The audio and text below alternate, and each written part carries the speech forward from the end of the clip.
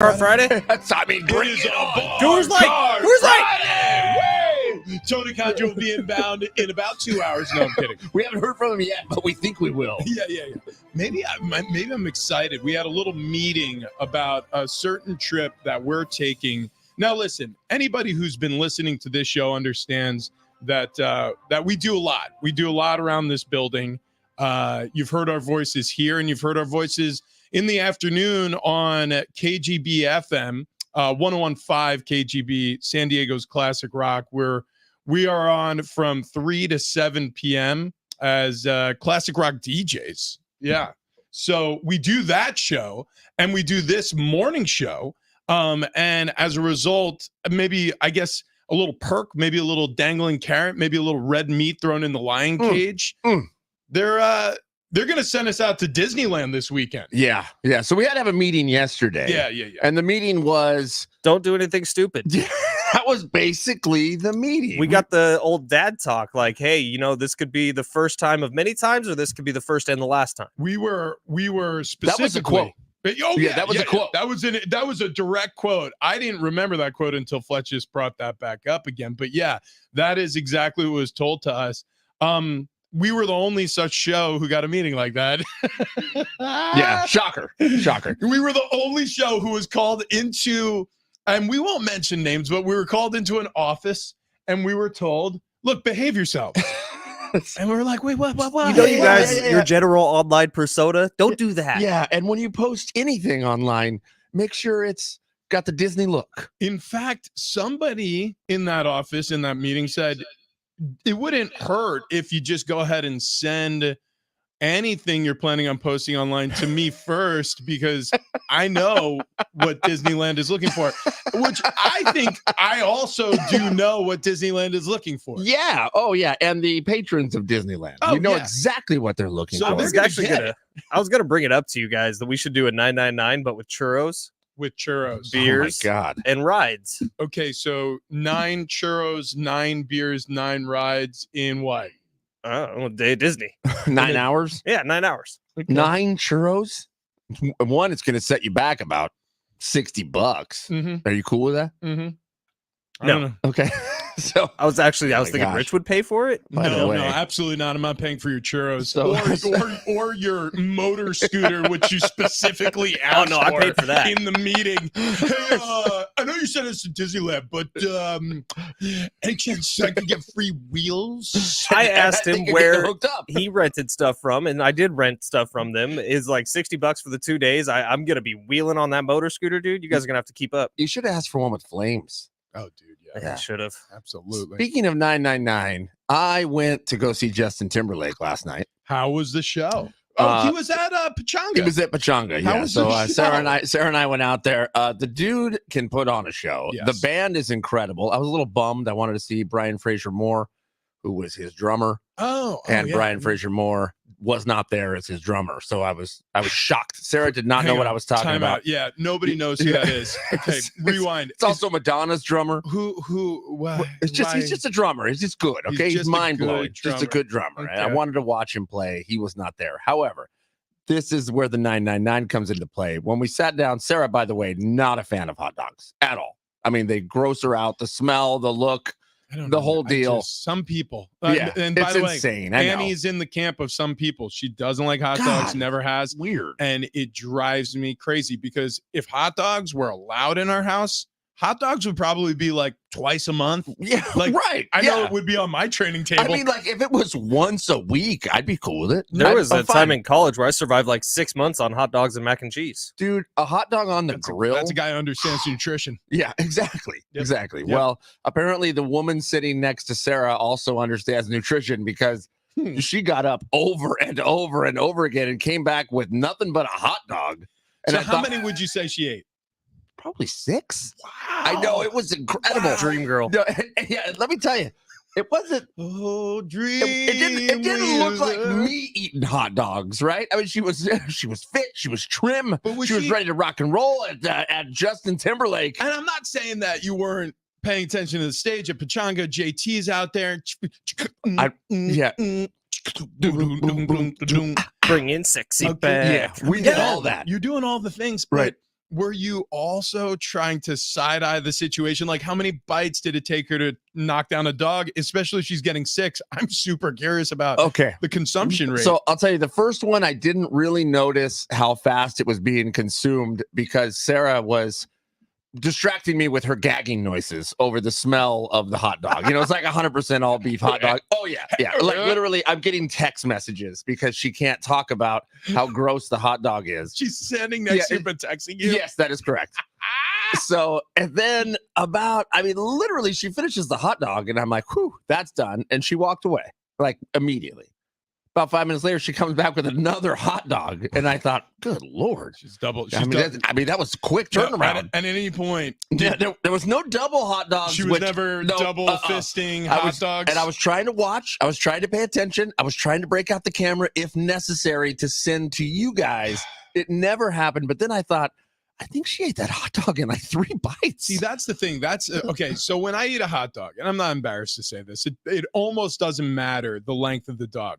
It's 3 or 4 bites, and that's it. Wow. And that's it. Because I'm a fast eater anyways, and I don't know. I don't see it as shameful. Now, if I'm at a backyard barbecue, if I'm at somebody's house, if I'm enjoying, I don't know, just the setting of a summer day, kids are running through the sprinklers or they're playing in the inflatable pools, or maybe there's an in-ground pool situation at this backyard barbecue, I'm going to keep it pretty tame. I'm not going to knock down an entire platter of hot dogs.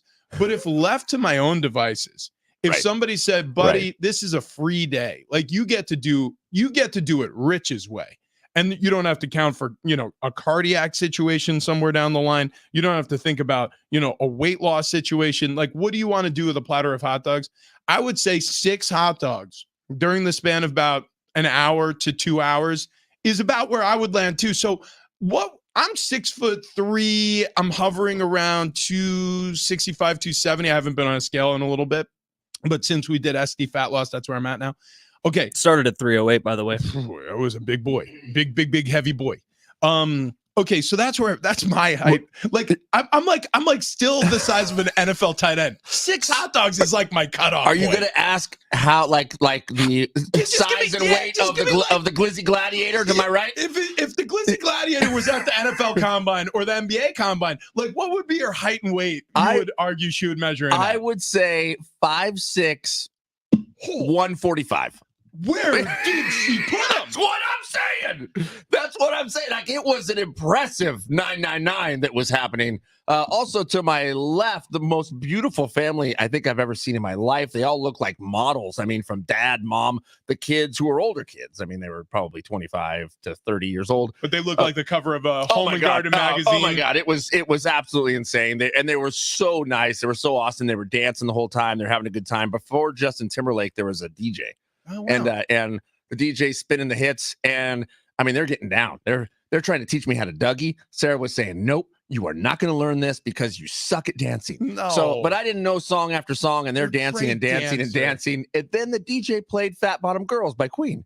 So I'm singing, oh, you gotta take me home tonight. And then I look to my left, and they're all just staring at me. Like, everyone's silent. They're like, who is this? That happened at the Post Malone concert, too. Is that just a constant occurrence for you? Well, maybe. But I did. I was almost lifted up on their shoulders when they were like, who is this? I'm like, Queen. And they just shook their heads. I'm like, white guys, right? And then so you spend a lot of time looking to your right at the Glizzy Gladiator, looking at your left at the family on the cover of what magazine was Home it? and Garden. Home and Garden. Yeah. How often were you actually looking, at the stage? I don't know if there was a stage. I'm pretty. At Pechanga Arena? Oh no, I'm certain of it. Okay, yeah. They put a stage. I watched the show. Of course. So didn't get home till 12:15. You were at Timberlake all night long. Yeah, that's a mistake. I had a Scouts of America meeting that landed right at first pitch of the Padres game. It was just parents only. I had to go there, and they're talking to us about different events that are coming up. So I missed the beginning of the Padres game, and I missed everything apparently because I got home in the middle innings after stopping at the grocery store, and they were trailing at that point. Was it 4-0? Oh. And it was a bit of a snooze fest. It did not get any better after that. Fletch, now, did you watch this entire game from start to finish? Yeah, I think I dozed off somewhere in the 6th inning and then came back to life in the 8th inning. You missed the only inning that mattered. I know. You literally, yeah. I did wake up and all of a sudden the Padres had some runs and I was like, oh, maybe I should fall asleep more. You missed the all. Yeah, so they score 3 in the 7th. And so none of I saw them on this comeback trail, and I'm thinking to myself, and this is how they do it. This is how they win and beat the Rockies. And I'm thinking to myself, like, this is just the Padres, right? Like, they've got to play with a little adrenaline for them to play well. I'll tell you what I saw. And they didn't. I saw Manny Machado over the last 2 games go from the 9th inning in, what was that, Monday's game, hit into a double play to end the game. And then 2 of his first 3 at-bats yesterday hits into double plays. Like, there is something seriously wrong with Manny Machado, guys. And he talked about it yesterday with the media a little bit before the game. He said it's not an excuse, but the elbow is still not right. And maybe that's the case. And maybe when Manny gets out of this injury, he'll be back to normal. But I think we need to come to a real serious realization here that if Manny Machado's not playing well like he has for the first, what are we, a quarter of the way through the season, a fifth of the way through the season? If he continues to play like that through the rest of the year, the Padres have serious problems because you need Manny Machado to go on one of his 2-month runs where he's the best player in baseball, which we've seen multiple times since he's been in a Padres jersey. You just feel like you need it, and you need it now. Like, this can't be just a Manny goes out and has a 4-for-4 day, and everyone's like, oh, problem solved. No, it needs to be several months of Manny Machado being a very, very good baseball player, and so far he's been bad.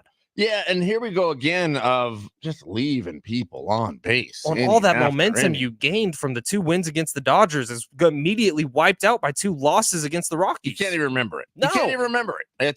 It's ancient history now, but just like last season, where you're leaving people on base. I mean, you had almost the entire team get hits. I think there was only one. Was it Cronenworth? He was the only person who didn't get a hit. I was following along on my phone while at Justin Timberlake, watching the same thing. They got down 1-0, and I thought, all right, come on, then climb out of this, then climb out of it. Then no, it gets worse and worse. And then the final score was handed to the Padres on bad pitching. Because the Rockies bullpen is the worst bullpen in baseball, which the Padres still could not overcome. No. It's frustrating. Look, Manny Machado, here's the problem. And I get he's a great ball player, and this is obviously an uncharacteristic slump for Manny, and he's coming off of a wobbly year.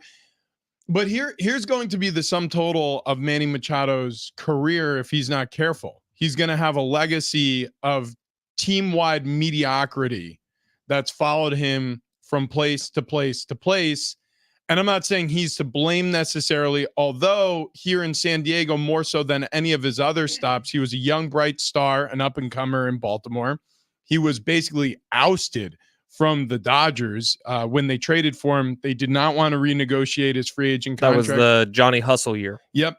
It didn't seem like that was a vibe. It didn't seem like that was a fit.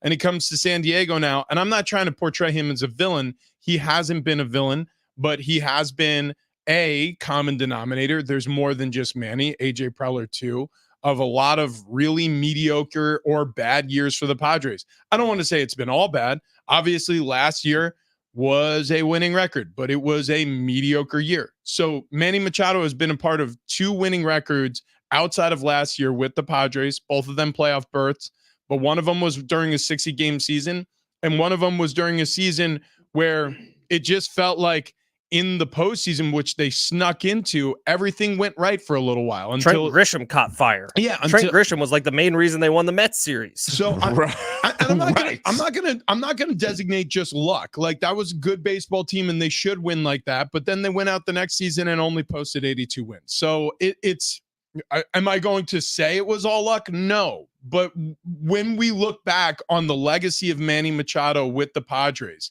if the NLCS, if that's the best it ever got for a Manny team during his tenure as a Padre player, yeah, I think we're going to look at that year a lot differently. And I'm talking about the 2022 year. And when I say he's got to be careful, I'm not saying that this is going to be the way this ends up being, but there's a window open now. And I don't know if during his prime years, the window is going to reopen. In fact, I know it won't. So It's this year. It's next year, maybe, unless there's a regime change. I mean, we're getting close to the window being closed for Manny Machado doing something big in San Diego. Well, depending on what happens this year, next year may be a rebuilding year where that's what I'm saying. Next year may not even be on the table. And Manny Machado's 31 years old, so he's towards the end of his prime. Xander Bogaerts towards the end of his prime. Fernando Tatis Jr.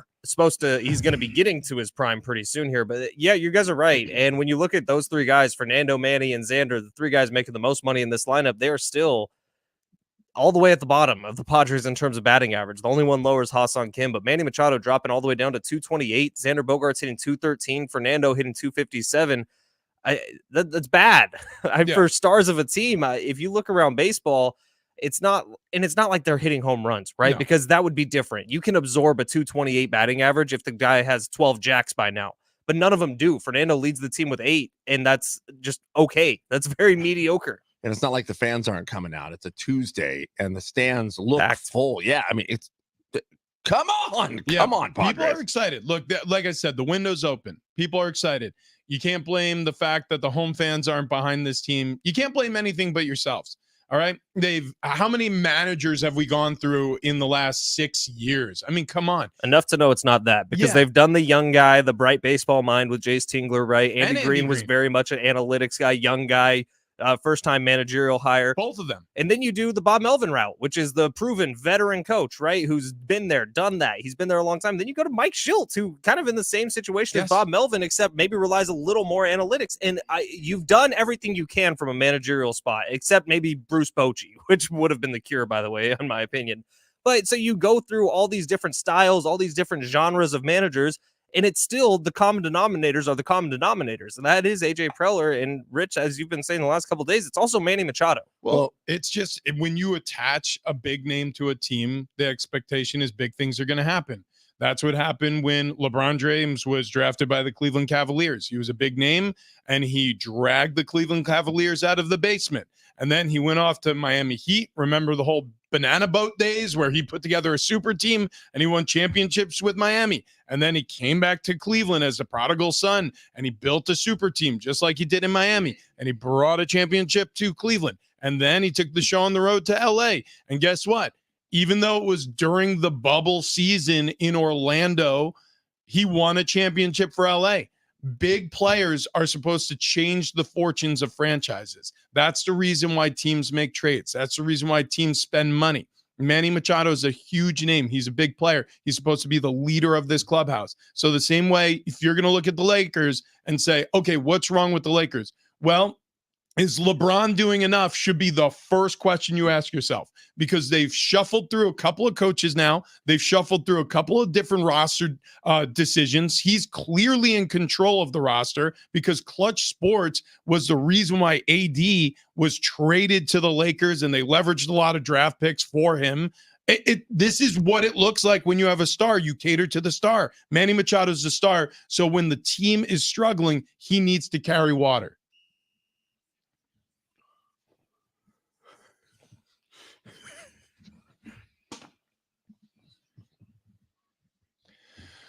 Let's brighten things up. Talk a little NFL. Okay, yeah. So the NFL announced their London game matchups as we wait for the full schedule release. That's due tonight at 5 p.m. We will absolutely be covering that Thursday morning. We're gonna break in live. Yeah, we John and Jim. Yeah, we should probably just jump in. 3 games will be played in London this season. New York Jets will be playing the Minnesota Vikings. The rookie quarterback JJ McCarthy is going to be facing Aaron Rodgers on October 6th at Tottenham Hotspur Stadium.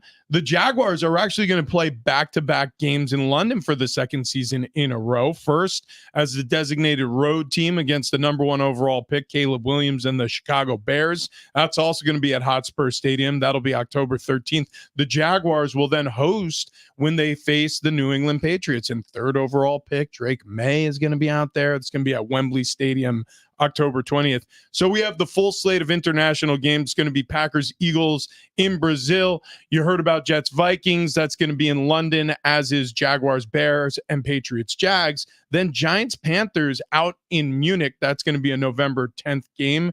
Out of the WNBA, Caitlin Clark struggled early in her first regular season game with the Indiana Fever last night and seemed to take a little bit to settle in. She still had a team-high 20 points after coming alive in the second half, but committed 10 turnovers. The Fever loses their season opener against the Connecticut Sun, 92-71. And that game, unfortunately for Caitlin Clark, the WNBA, the Fever, and everybody interested in women's basketball at the professional level got absolutely buried by the NBA postseason, which was great last night. Your reigning MVP dropped 40 points in the first road win of this series between the Denver Nuggets and the Minnesota Timberwolves. Jokic was phenomenal, as he is in the postseason. Yeah, but he's just a machine out there. He's so boring. This is, if you had Jokic everywhere, I mean, it'd be like watching robots play basketball. That is so accurate. They'd be so good, but just not that entertaining, other than you're just mesmerized by how good he is. Rudy Gobert, who is defending Jokic for the most part for the Timberwolves, he just won his 4th Defensive Player of the Year this season. Like, he is the best of the best in terms of playing defense from a big man position. He cannot guard Jokic. I don't think anyone can guard Jokic. It's just the way he plays is so robotic is the perfect word, TD, that the fundamentals are absolutely perfect, and his shot looks funky as it is, but it freaking goes in. It's like he just kind of turns his back to the hoop and then dribbles around for a little bit, and it will either do a behind-the-back, over-the-head pass and find a wide-open dude for a layup because he got double-teamed, or he'll turn around and without even looking at the hoop, just throw something from behind his head, and it always goes in. Well, I mean, all of a sudden now I'm thinking, it'd be kind of cool if it was just a bunch of robots out there. Just a bunch of Jokic. Yeah. Actually, I wouldn't mind that at all. Yeah, just robot basketball. Yeah, he has 3 brothers. They're insane. Yeah, they are insane. Actually, his brothers look like a lot more fun. I wish that they were Nikola Jokic, one of the two of them, either one, because they have personality. That's the problem with the reigning MVP. He is a robot. He doesn't seem to like basketball, and he can't wait to get on the next thing smoking a Serbia as soon as they win their, I guess, next championship. Yeah, you remember last year? It was like after the final game of the championship. They're talking about it. They're like, "Oh, so you excited for the parade?" He's like, "Wait, when's the parade?" "In a couple days." Oh, he was so upset. I wanted to get home. I got a horse race. He had already booked his tickets. He literally, they asked him, "How does it feel?" He goes, "It's good. Job is done." And I was just like, oh my God, this is the worst look for the NBA. Here's the problem with the Denver Nuggets. Their superstar is boring as snot. Here's the good thing about that game. It was close until the fourth quarter. And a lot of these games, they end up finishing where you say, oh, that wasn't a particularly close game. But a lot of these games have been competitive into the second half of play, especially for Denver. Against the Lakers, they gave them fits and starts. Against the Timberwolves now, they're giving them fits. I like this. It's a 3-2 series. We move on to a game 6 next. This is fun. This is what playoff basketball should look like. They're banging. They got 2 giants trying to figure out Jokic. They have Karl Anthony Towns, who's a little bit more of a stretch 4 instead of a 5. Rudy Gobert is a center who, like you said, has been D'ing up Jokic and really struggling at times against him. Last night was a perfect example. Defensive Player of the Year. I mention all this to also state that all the while you have the Connecticut Sun and the Indiana Fever, and I'm really curious to see how that rated. So am I. Because if you're a basketball fan, chances are you were watching the NBA last night. And then the Knicks game was pretty good too. That was earlier, and so it wasn't head-to-head with Caitlin Clark. But the Knicks game, you had Jalen Brunson, who's turned into just an absolute superstar since the playoffs began. And maybe he was before, but I don't think enough people were watching to know. But Jalen Brunson, another 40-point game last night. He's been awesome for the Knicks. And the Caitlin Clark thing, I'm curious if the struggles in the first game, even if last night's ratings were high, if the struggles there, and if she say struggles her first year because the competition level's up a notch, if that tanks ratings in the WNBA, they could have gotten. You know what I mean? Yeah, I mean, maybe because you want her to come in and be the Tiger Woods of dominant. WNBA. Right. I'm watching John Daly right now warm up. Smoking yesterday. a cig? Yeah, I mean, that is peak performance, guys. I want to know. He's an athlete. Like when, especially his golf swing, because it's so long, right? He wraps all the way around. How does he never burn holes in his quarter zip with his cigarette? Well, see, that's the reason why he's an athlete. It's That's proprioception. He understands his body in space. Yeah. He just really. You know did what? you see that? Yeah, he did like a little, like he moved his lower jaw out a little bit. That makes the cigarette tuck right up in the air. I mean, it's a beautiful thing. That's what it looks like. It's a machine. That's what real performance looks like. Jokic of golf. My entire Twitter timeline yesterday was either the chick flashing the portal or John Daly in that swing. Yeah. And people Oh like my commenting gosh. on how the cigarette stays away from the jacket. Sad day, by the way. Out in Dublin, they were holding up photos now, holding up signs saying "send nudes." Yeah. They shut the portal down. See, Is it done? Yeah. It's currently closed. Okay, so 48 hours is all that we can be trusted with a portal, which sounds about right. Yeah. Sounds about right. That's about all. That's about all I figured it would last. Well, guys, That's we made a little unfortunate. portal yesterday. We did. And it worked really well. There was a little bit of nudity, but it was me. Yeah. It was full frontal, top half, male nudity. If you want to check it out, it's at Big Rich TD Fletch 101 KGB on Instagram. You could go and view that. I like the comment of "try harder, guys." Look, that was A+ effort. But I've been doing this lately where I take a little look into the portal of my past, and my past was fat. Yeah.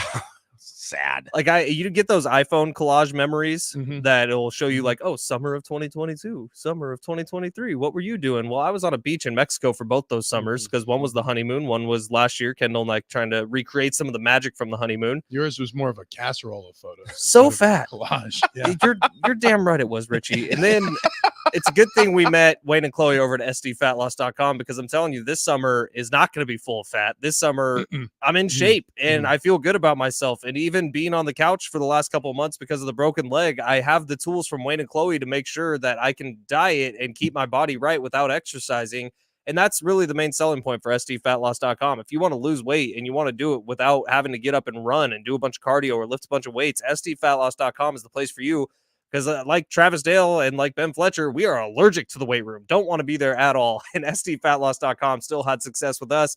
They can have success with you too. And right now, if you mention Big Rich, TD, and Fletcher, you're going to get $200 off the program. What are you waiting for? Get on over to sdfatloss.com today. Learn how you can drop 20, 30, 40 pounds in just a couple months. And you're going to do it the natural way without any of the side effects that come from some of the prescription drugs or the different weight loss plans you see out there. Get on over to sdfatloss.com. Lose weight the natural way.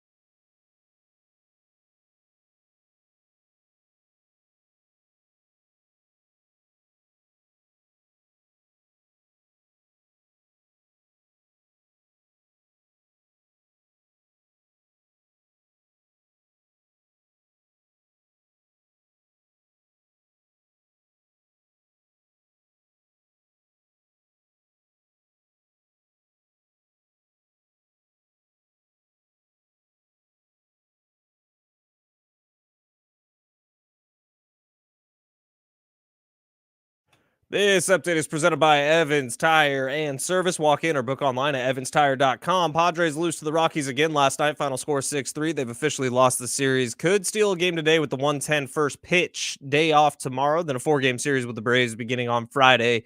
NBA playoffs last night. New York Knicks take a 3-2 series lead over the Pacers. A 121-90 win for the Knicks. Nuggets take a 3-2 series lead over the Timberwolves. Jokic 40 points. A 112-97 win for Denver.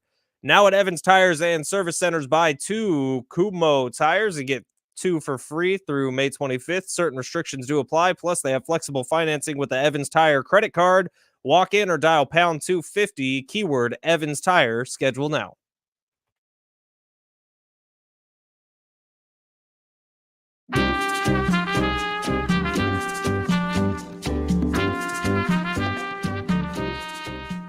Hey, I was looking for a Red Shoe Day promo. That's what I was trying to say. Red Shoe Day is coming up May 22nd. If I can find the read here so I can get all the verbiage correct so we can get high fives everywhere. Just give me a moment. Everything will be fine. Everything will be fine. It's Bigger, Sheedy, and Fletch. It's San Diego Sports 760. It is a Wednesday. We are rolling through a Wednesday. Hump Day. Mike. Thought Rich said it was Friday. I like that better. Yeah, it is Friday, but being Wednesday, we are 1 week away from Red Shoe Day, benefiting Ronald McDonald House Charities here in San Diego. Proceeds stay in San Diego. They go directly to supporting our families, and funds raised during Red Shoe Day support lodging, meals, emotional support, and family day services provided by the house at no cost to families. Our iHeart team for Red Shoe Day will be collecting donations at the intersection of Balboa Ave and Ruffin Road next Wednesday, May 22nd, 7 a.m. to 9:30 a.m. Market. Yeah, you're damn right. Took it right to the end of the bed. Sounds good to me. I wish I could hear it. I don't know what's going on here. There we go. Whoa, hey. We had a disconnected Headphones cable. Fixed. Yes. We're doing it. Everything's happening. Yeah, Speaking of doing it, the NFL is doing it for me right now because it's a slow trickle, but it's working. It's working. It's keeping me in. It's keeping me involved. It's keeping me intrigued. You've never been so excited over schedule release. That's So, right. Yesterday, we got one more week 2 game, Bills and Dolphins in Miami. That's going to be awesome. Cool. And then international games, Packers, Eagles, Jets, Vikings, Jags, Bears, Pats, Jags, Giants, Panthers. All right. So 5 weeks, your fantasy lineup will be all screwed up. Cool. Correct. Cool. No, you just have to wake up a little earlier. Nope. No, You won't do it?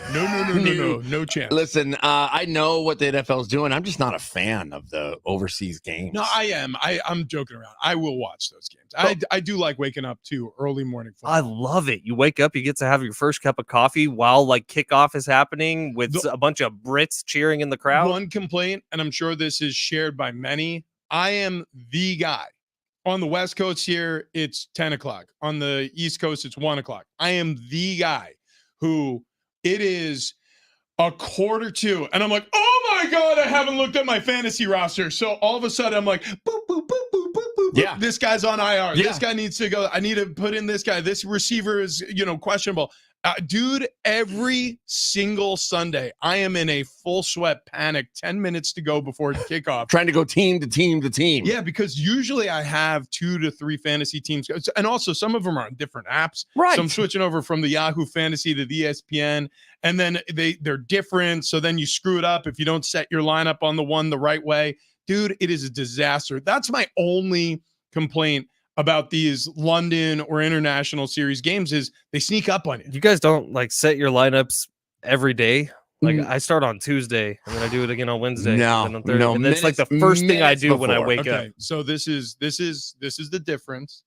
You don't have children. I have a dog. No, a dog is an animal. So a kid He loves to snuggle in the morning. Human is relying on. You will learn, my friend. You will watch your time that you like to spend. I don't know what you do when you leave here. I know you watch some sports. I'm sure you like video gaming. I'm sure you like fantasy football. All of those things will be taken from you. All of them. So I can't watch like from your life every new TV show that comes out. No. Or every movie. There's going to be a span of time where people are telling you about shows and movies you should see. And trust me, you want to see them. Yeah. Is that the span you're in right now? Because you never take my recommendations. But like 10 years later, you'll see it pop up on Netflix and you'll be like, oh, I heard that was good. but you won't watch it. Because It'll just be gone. Because your first of all, your excitement level to watch it has subsided. And then the other part of it is usually you're exhausted from then, I'm assuming, because I don't know, I haven't been there yet, but TD can fill us in, your adult children wearing you down to an absolute nub to the point where you're in bed at 8:30 and you're like, I can't make a 2-hour time commitment here because I have 15 minutes of consciousness left in my body. That sounds about right. It's funny. Friday afternoons, I'll get home and it'll get to be maybe 5:30, and I'll start to think like, when is it weird when I get in bed? Like what time? How early could I get in bed before somebody goes, are you okay? Like imagining like, okay, I'm really not enjoying this conversation with whoever I'm speaking with. Yeah. Is it going to seem like I'm sick with a terminal illness if I leave this conversation at 5:45 and I get in bed and say, I'm putting on my nighttime cap. Yeah. You guys are really making having kids sound awful. Oh no, dude, it's good, the biggest joy of your life. You're like, what, 8 months away? No. 8 months away now? We're not. I mean, But we don't know for sure. We do know for a fact. I mean, I don't know if it's 100%. let me ask you this question. You have a little sourdough starter. Okay. You add a little flour. That's right. Little water. Mm-hmm. Little salt. Boom. You got to get a rise. You get a little rice. Yeah. Boom. You pop that in the oven, though. You have bread. And in that case, maybe it's an hour. Maybe it's an hour and a half. For you, it's going to be a little bit longer, but that you got the ingredients is what I'm saying. They're all at home. Right. They found like sourdough starter from hundreds of years ago, and they were able to bring it back to life. Thank God. Love that. Yeah. Love that. We needed that. So yeah, the overseas series has been announced. See that? Diversion. Yeah. The full slate of games. Jets and Vikings, October 6th. A week later, Jags and at Bears. I say at. It's all in London. Pats at Jags. That's October 20th, London. And then they finish things up overseas in Germany on November 10th. Giants and Panthers. I almost fell asleep saying Giants and Panthers. Around November 10th. I mean, I guess that's a due date or close to Thanksgiving, baby. Wait. Is that already? Is that Wait, where are we? 507. No, it's gonna be like January. Oh, it's gonna be January. So New Year's. Yeah, baby. right. Oh, wow. Yeah. How about that? Congratulations. You'll be in like playoffs. Congratulations, baby Fletcher. Yeah. You guys have any issue with Packers Eagles, the September 6th game? It's actually the Friday night of the opening week of football, being on Peacock only. Here's the deal. I know I don't because I have Peacock. I have it now. Yeah. But I know a lot of people are going to be pissed about this because they used their trial for the playoff game last year. So they got their 2-month or their 6-week trial, whatever NBC was giving people on their streaming app. But now, if you try to redo that, you're probably not getting the trial period anymore. You need a different email and a different phone number. Exactly right. I mean, no. Exactly. That's not. No, sorry. I'm sorry. Exactly wrong, Fletcher. Right, that wrong. is That's bad. Illegal. No way, Jose. Well, just steal all your wife's info and let her. Yeah, I'd say, why is it illegal if your wife signs up? You didn't like it. Maybe your wife wants to try it. Let me get you excited, though. So these are just the international games. We already talked about some of the other schedule release that have been trickling out over the week, and we're leading Not up leaking, trickling. Right, trickling. Trickling. It's an intentional trickle. That's right. From the NFL. But these international games, look at these matchups, and I'm just going to use one player per team. You have Jordan Love, and you have Jalen Hurts. Awesome. You have JJ McCarthy against Aaron Rodgers. No, nothing. Okay, if JJ McCarthy's good to start the year, yeah, I'm excited. Okay, but I'm just saying he's a top 10 pick or top 11, I guess. He was 11th overall to the Viking. You have Trevor Lawrence against Caleb Williams. Awesome. Sign me up. You've got Drake May against Trevor Lawrence. That's back-to-back Jags out in London. You have now the Giants and the Panthers. Is it going to be Daniel Jones? Yeah, well, see, that's the thing. Is it Giants and the Panthers? You're gonna have Bryce Young against Is it going to be either of those guys? I don't know. I don't like know. at what point, if you take a guy first overall, right, like the Panthers did with Bryce Young, at what point is it okay to be like, yeah, this isn't working out? Oh, year two, and immediately, because that's exactly what happened with Josh Rosen and the Arizona Cardinals, and then they took the Panthers, didn't have the capital, but in the case of the Arizona Cardinals, they took Kyler Murray with the second overall pick, first overall pick the very next season, and they shipped out Josh Rosen for whatever they could. I think they got washing machine parts for Josh Rosen. That was a weird time. Remember Josh Rosen wanted a career in politics in the middle of all that? Dude, it was a weird time. It was, and he was also telling people the same thing that Brady said. He was like, I'm going to win as many championships as Brady, if not more. They're going to be, he was taken 17th overall or something like that. But he said, so that means there were 16 mistakes before I was drafted. Like, he said a lot of things, and it did not work out. But yeah, those first 4 games, I mean, there's some juice there. You know, yeah, I agree. You know, Love and Hurts and Rodgers and McCarthy and Lawrence and Williams and Lawrence and Drake May, and then Daniel Jones and Bryce Young.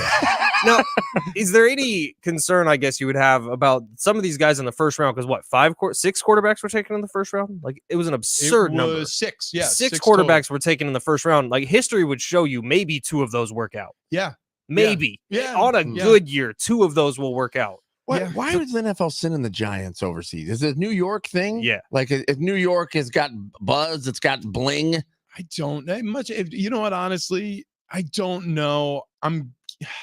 It seems like a dumb game. I know this. You spin the wheel, though. Yeah. Like, every team has to go eventually. The Jaguars want to go every year. And most teams, Shad Khan wants his team to be in Europe. Most teams do not want to go because most likely you're losing a home game if you have to go. It's fun. I will say this. I'm so glad I was able to do it. You know, it was another check box of my career going to London. That was my first year in the NFL. I was a rookie. I played at Wembley Stadium. The Pats faced the Bucks that year. So it's cool. I mean, it's a cool trip for the players. If it's a one-off, I'm sure Jags players, they're going to be out there for a long time in London. Well, they do that pretty much every year now. So I think they probably have like friends and people who are over there that they only see when they go play football. So when you're looking at the National Football League, right? Making your London friends. Your London friends. All of these football players have pen pals. Maybe. I'm going to see them, guys. Well, what? This is now like what, year 7? I'm see my friend Chadwick. Where the Jags are going over there? I don't know. When you look at the National Football League as they're playing these international games, what team of the league are you like, yeah, that's fine, leave? Oh boy, Jags. I feel like it is the Jags. I'm like, bye. Or the Browns. Like, if the Browns are no. The Browns are fun because they're always a dumpster fire. I like to laugh at them. The Jags are just boring. The Jags are just boring. They have been my entire life. I misunderstood you. You're saying like if we could just ship off one team. Yeah. You guys are gonna live over there in London. Yeah, actually, I do agree with you. I think it is the Jaguars. Like, they had the one year where like Miles Jack was like the best defensive player in the world, and they went to an AFC Championship game with Blake Bortles as the quarterback. Yeah, it was. It wasn't Miles Jack. It was Jalen Ramsey. Was the corner on that team. He was the reason. Wasn't Miles Jack the linebacker? He was a linebacker. And he wrecked everything that year.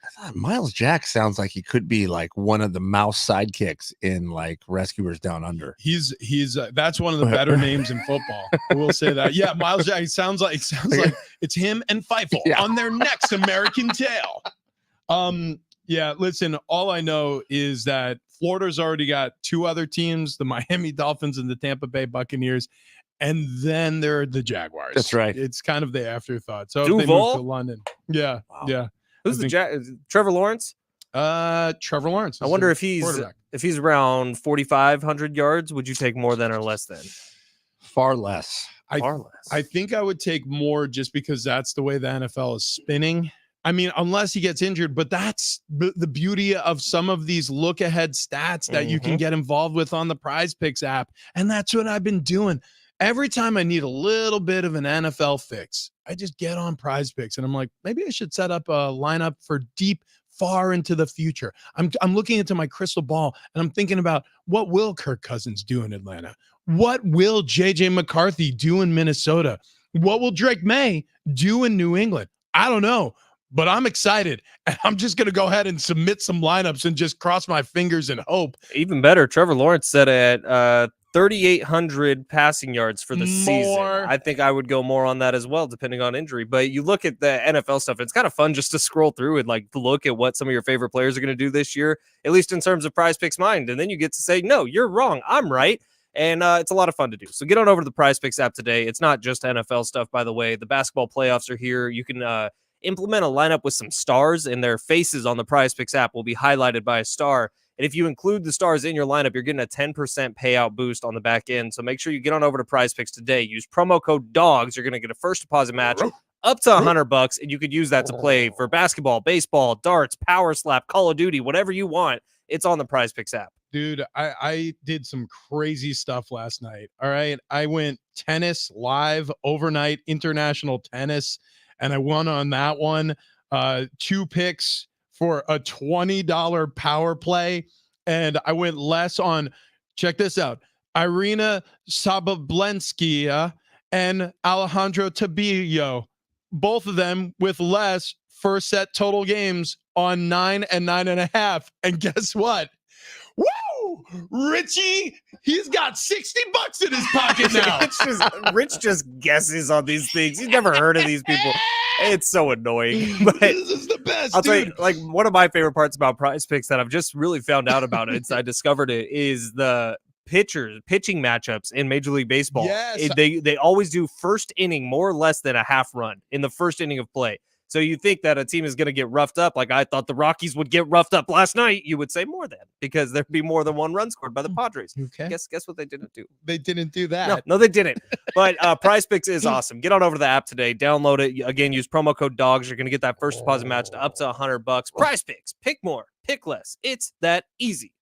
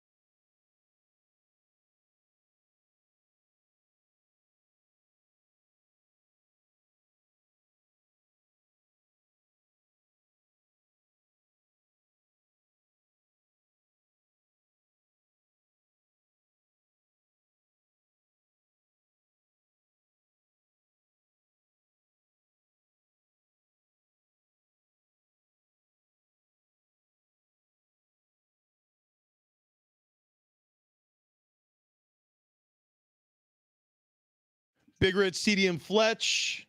Happy Wednesday. We got a lot coming up next hour. We have our morning monologues. Also, what Tom Brady said he'll never do again. Give you that update there.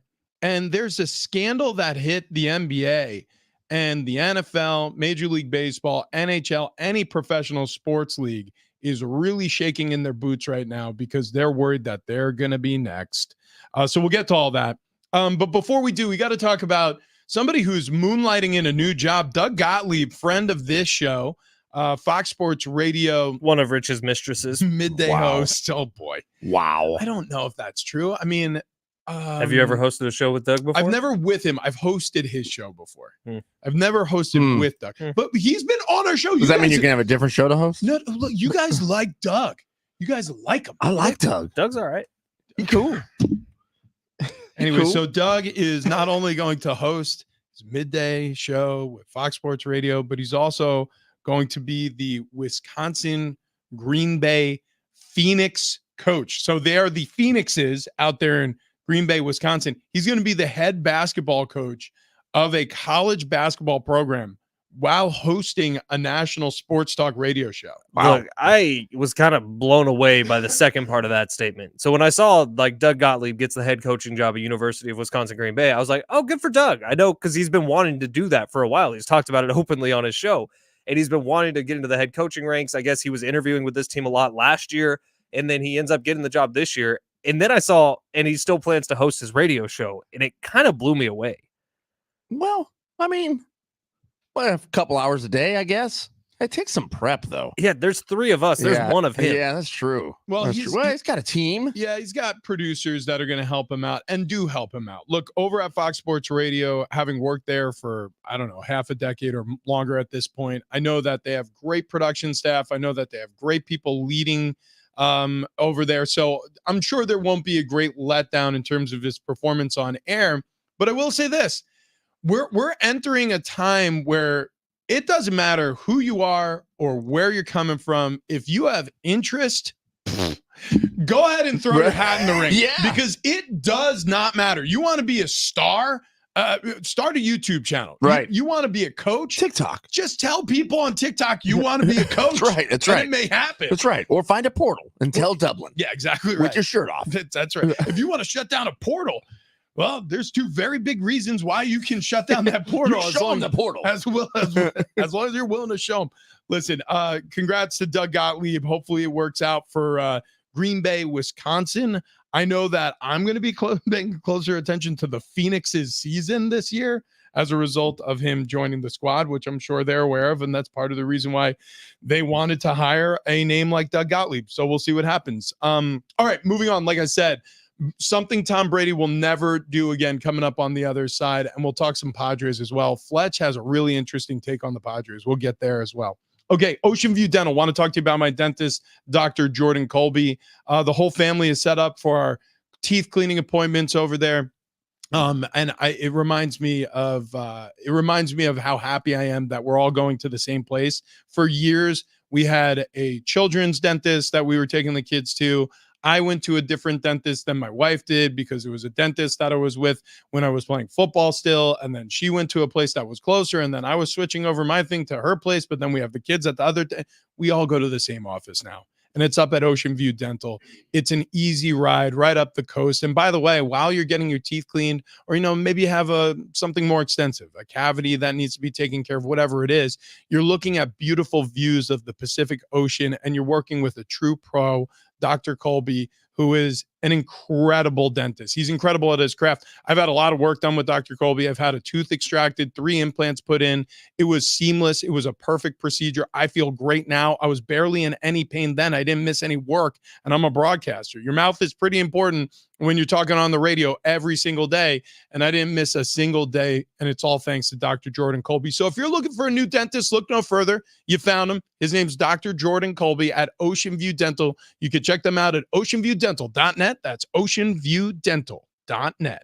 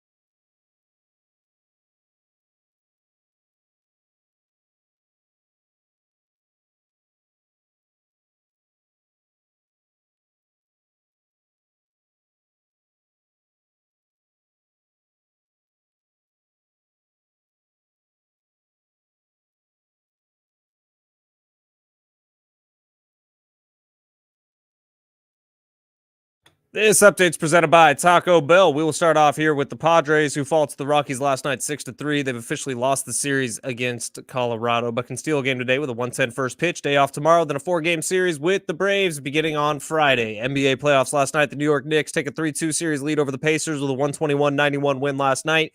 Nuggets take their 3-2 series lead over the Timberwolves with a 112-97 win. We did get the rest of the international games for this year.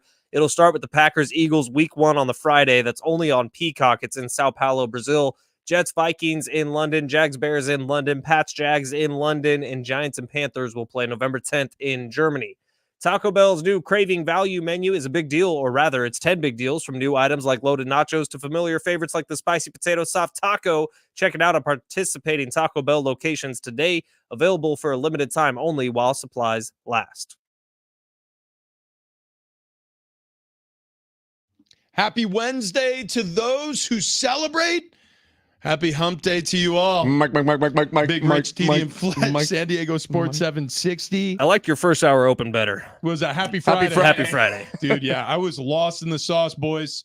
Boy, oh boy, was it a night last night? We had a lot going on at the house, and then I had to run out, and then there was grocery shopping after that. I came home to dishes. By the time I got in bed, it was 10 o'clock, and I was just like, where did the time go? I had enough time to watch a little bit of the Padres while I was doing some chores around the house, and I'm glad that I only watched a little bit of the Padres, because the Padres, seemingly every single time they have a little bit of success this season, they go ahead and they tarnish it with a bunch of failure. And that's exactly what we're seeing. They have a fun winning series against the Dodgers, and then they ruin it against the Rockies. It's failure. Yeah, it's failure against a team they shouldn't be failing against. And that's not. where I think the biggest frustration comes in as a Padre fan.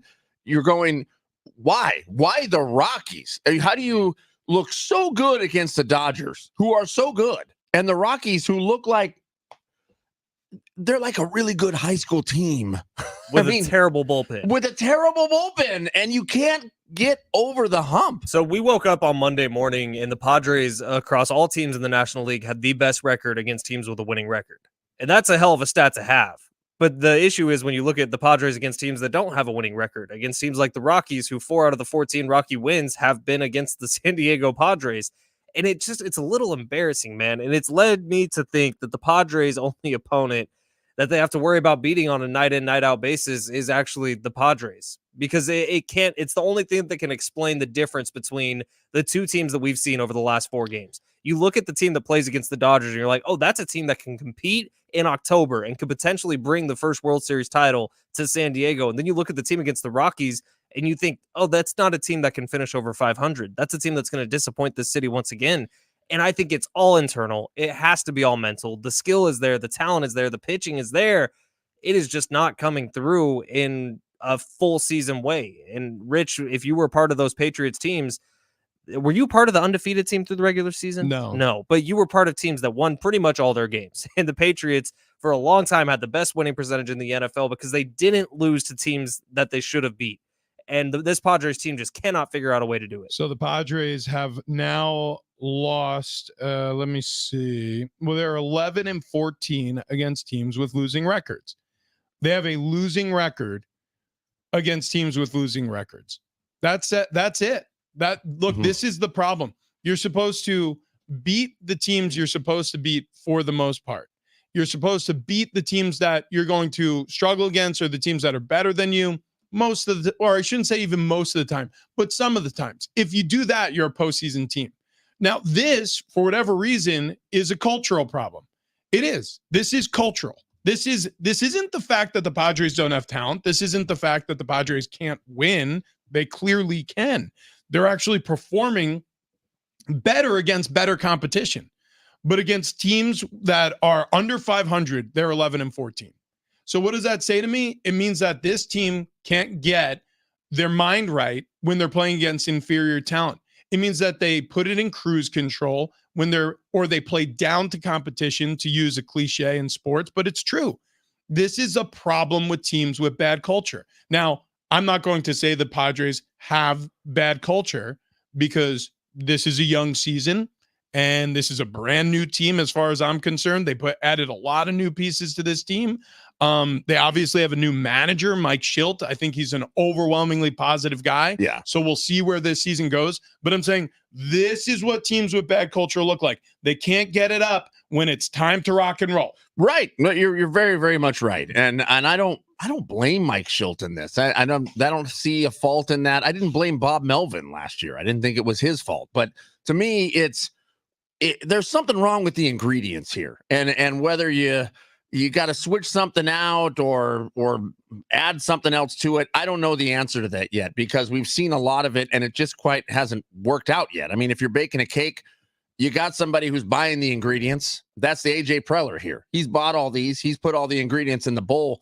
Bob Melvin and Mike Schilt are just the guy who are mixing it up. They're the ones who are leaving it in the oven to see how long the thing should bake to make sure the cake is right. But meanwhile, something's bad in the mix. You mentioned a very important person in that whole reign of success in New England, Tom Brady, right? You know, like when you have a guy, a player, a star like Tom Brady, he's going to help you win a bunch of ball games because he's a superstar and he puts that pressure and that weight on himself.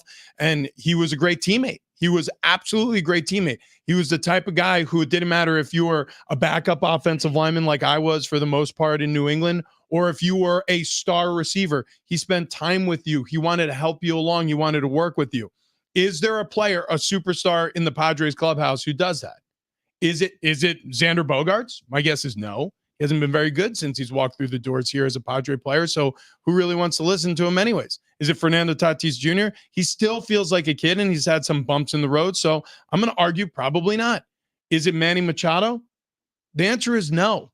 And that's a problem. So who's going to be the person at the clubhouse level who's going to lift this team up when they're struggling, who is going to make sure that everybody is going to share the weight and bear the brunt of the responsibility to get the job done?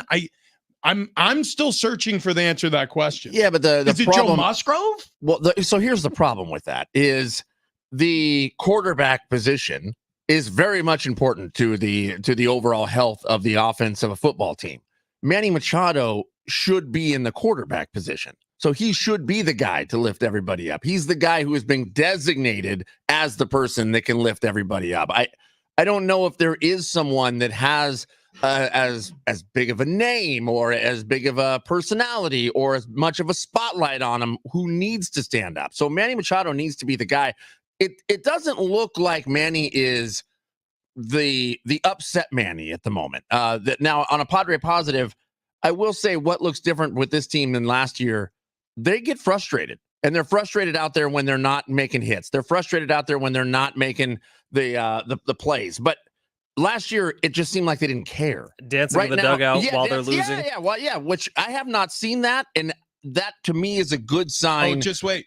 Yeah, just wait. I don't do that to me. No, don't do that to me yet. I know. I'm trying to spin it. I know you're trying to stay positive, but I'm saying this. I think I don't know who to blame for this, but it feels like there is cultural rot with the Padres. Oof.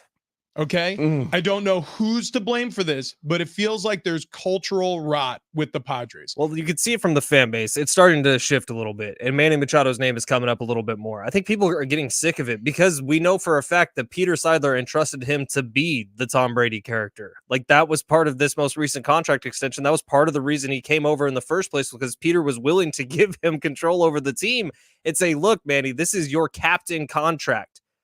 Captain contract means something, man. And Manny Machado, I don't know that he's lived up to it yet. Well, here's one thing I can tell you about a captain, and we're going to switch gears to Brady in a second here, because he said he's never going to do something again. Tom Brady, ever in his life. We'll explain exactly what that is. But when I was a teammate of Tom's, there was never a doubt who he was blaming the most when we lost.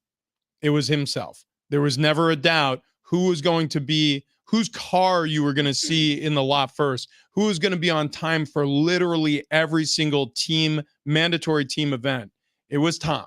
He was, I mean, the guy shut the lights out at night. I mean, was there ever a question of who worked the hardest at practice? No. Was there ever a question of who was putting in more effort to every little homework assignment, every little drill, as little as it could be, stretching when you walk in? Was there ever a question that it wasn't Tom Brady putting out the most effort? Listen, you could be a Hall of Famer and be a problem. Randy Moss, for part of his career, was a problem, but he's also has undeniable talent. Now, did I look at Randy as the leader of the Patriots when I was there? No, I did not. Tom Brady is the greatest of all time for multiple reasons, but one of the most impactful and important reasons in a team sport is because he lifted everyone else up. Randy was concerned about Randy, and that's fine because you can have players like that on a team. That's fine. But Randy was concerned about Randy. You need a Tom Brady to win. The Padres do not have a Tom Brady. They do not have a Tom Brady.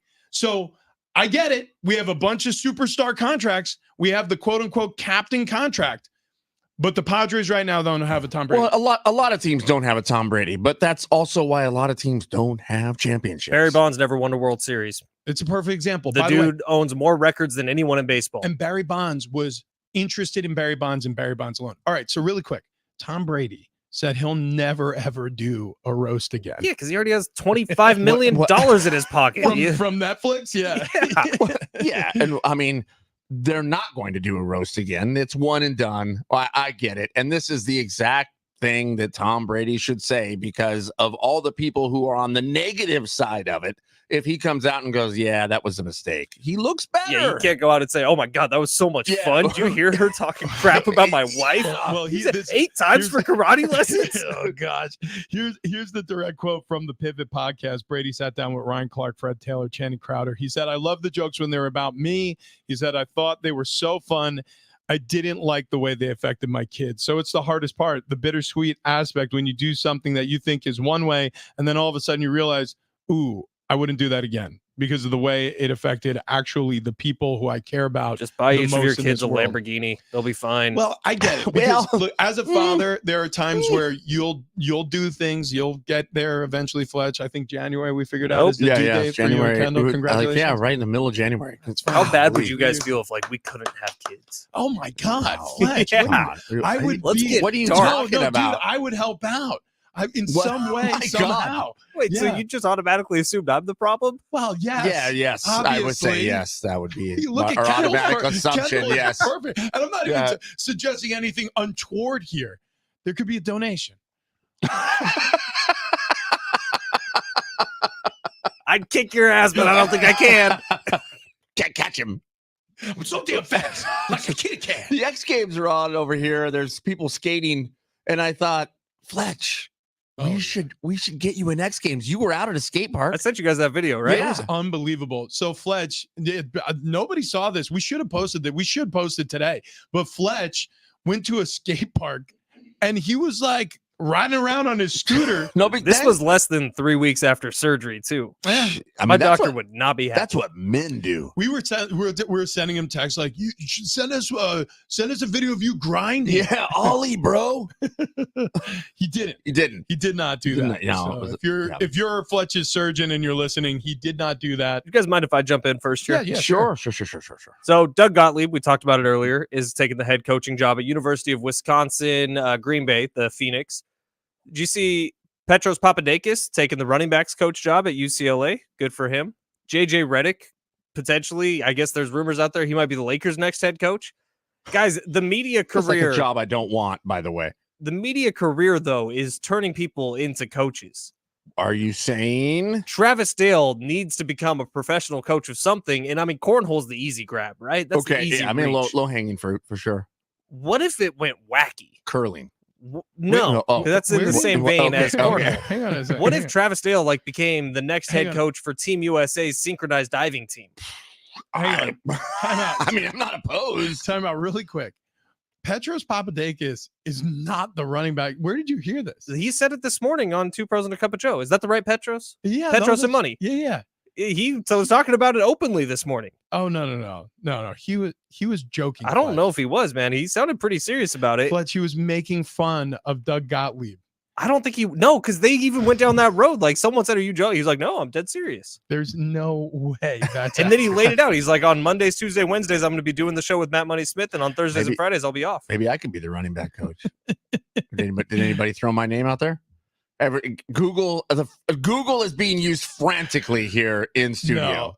No, he's not. I thought it was a joke at first too, and then it kept going, and maybe it was a really, really long joke. Listen, Fletch, this is the reason why you're regarded as the fountain of misinformation on this show. It's satire. He was making fun, and it was a long satire. Yes, it was a joke. They were laughing the entire time.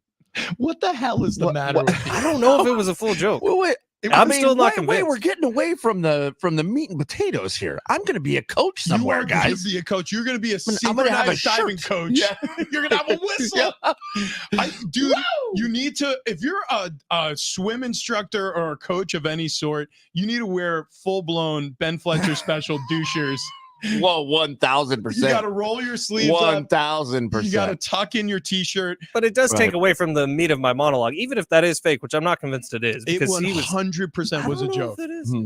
Fletch, it 100% was a joke. He was making fun of Doug Gottlieb, who he's worked with for a long time in LA. He even made that reference, and I know he literally was saying, except I'm not going to be working on Thursdays and Fridays, and then maybe some toughness Tuesdays. He was joking. Okay. Holy Jesus Christ. Guys, it was a joke. It really got me. But that again takes away from the monologue. The JJ Redick thing is real. He's connected to be the head coach of the Lakers potentially. Doug Gottlieb is going to be the head coach. Media careers are turning people into coaches. It is true. I'm in. He's in. I'm way in. I cannot wait to see it. Check this out. Yes. Yesterday, went to go see Justin Timberlake. Humble brag. Yeah. Humble brag. Well, how were the seats? Fantastic. Could you smell his cologne? Yeah, we were that close because they came from our boss because she ended up going to the Padre game. Oh, that's right. I saw this email. So, dude, I got to read my emails quicker. It could have been me at JT. No, it was me. It was me and it was Sarah. We went to go pick up Sarah. We're at her the school she works at, and there's a vending machine there that has books in it in the library. So if the kids do something cool, do something good, they earn points or whatever, and they can go like basically buy a book with their points. Yeah. But it's cool. It's a vending machine. Yeah, I like this. And then I thought the coolest vending machines were like the Coke machines where they drop the cup down. The cup drops. Do you remember these at all? Yeah. And then you'd pick in the cup would fill up with Coke. I'm like, oh God, it's great. I love this thing. And then I went, we have the technology. Subway, are you listening? Okay. You've got bread. You've got meats. You've got veggies. You've got condiments. You pick it all from the vending machine and you watch it get made as it gets cut up and a sandwich just drops out of the bottom and hands it to me. Welcome to the future. Subway sandwich artists are now robots. Congratulations. Wow. There's a video going around. Like, this is already a thing. Are you kidding me? Yeah. Is that really? Like, you can get it installed into your own personal kitchen, and maybe I got stooped again. Is it Pedro? Yeah, you might want to look that up. Is it? Hey, by the way, my morning monologue, I switched it. Okay. I have an announcement to make. I'm going to coach Golden State Warriors. I've just been hired. I'm announcing it right now. Just a couple days a week? It's just a couple days a week. Okay. I'm going to be off on travel days, and also when we have back-to-backs, I will be remote from a hotel room on those days. But I will be the assistant basketball coach. Has anyone told you you're mean? The Golden State Warriors. This upcoming basketball season. I just got an email, and I do believe a congratulations is in order for me. I now am a sales guy at Coach, the outlet store out in Cabazon. So pretty good. Okay, maybe it's not likely. What if tomorrow there is some sort of official announcement that Petros Papadakis is in fact the new running back coach at UCLA? Would you guys feel bad? Or are you saying there should be some kind of punishment? Fletch, he was telling a joke. It was a long joke then, and he was very serious about it. And LeVar and Jonas seemed to be convinced. The reason why I tease you is because I'm trying to help you. I'm not trying to embarrass you. You do this all the time. You literally did it yesterday. You were talking about teasers. You have no idea what you're talking about. You're doing it. I know what teasers are. Jared Smith talks about them all the time. Yeah, I know. And then you try to do one, and well, it doesn't matter. Look, the point is, I'm trying to gently coax you into not talking about things you have no idea about, including Petros Papadakis, who is not the UCLA running backs coach. He was joking around because one of his friends and broadcast partners in the past took a job as a head coach at Green Bay, Wisconsin. He's going to be coaching the Phoenix basketball team out there. There it is. Golly, it's confusing though. Phoenix and Wisconsin. It is. Yeah, I know. Golly. I'll tell you what isn't confusing though. the plan that Wayne and Chloe, our weight loss team, has laid out for all of us. Yeah, I just saw it was written here. My turn on this. Yeah, absolutely. Yeah. Absolutely. Look, you know what? We joke about it a lot. Okay, we joke about it. We goof around about the weight loss plan. The fact of the matter is, it did work. No, dude. And we dropped all over 30 pounds. Fletch pushing 50 pounds. Dude, Fletch, again, what's your weight? You weighed in I yesterday. don't know. Well, are you sad now? Are you sad? Are you mad? Are you Come real on. mad? Come on. Our Fletch. coaches over at stfatloss.com, Wayne and Chloe, they showed us the right way to lose weight, the healthy way to lose weight, and how to lose weight quickly. And then the kicker to keep that weight off. Because, look, we've done the fad diets. We tried it on our own. We lost a couple pounds. As soon as we stopped, we gained it back with yo-yo dieting. That's yo-yo dieting. We don't want yo-yo dieting. No. You don't want it at all. But, look, if you're sitting around going, I don't know how to get started. I want to lose weight. I want to feel better. I want to better my health by dropping a few pounds, but don't know where to begin. Begin at stfatloss.com because you're going to go there. They're going to set you up with a free consultation that costs you absolutely nothing to talk to them. So go there, stfatloss.com. They will talk with you. They will set you up with a plan that is tailor-made for you to lose weight quickly, the most weight possible in 8 weeks' time. And it's going to blow your mind because you're going to start out. You'll be a skeptic just like all of us. And within just a few days, you're going to see pounds dropping, and they're going to drop fast. And you're going to be excited, and you're going to be into it, and you're going to start feeling better, and you're going to start looking better, and you're going to be all ready to go for summertime out at the beach. And if you want to save $200 after that free consultation, mention Big Rich TD and Fletch sent you. You'll save $200 right in your pocket, which you can go spend right at the beach as you're looking good out there on the sand. So go there. I promise you it works. SDFatLoss.com.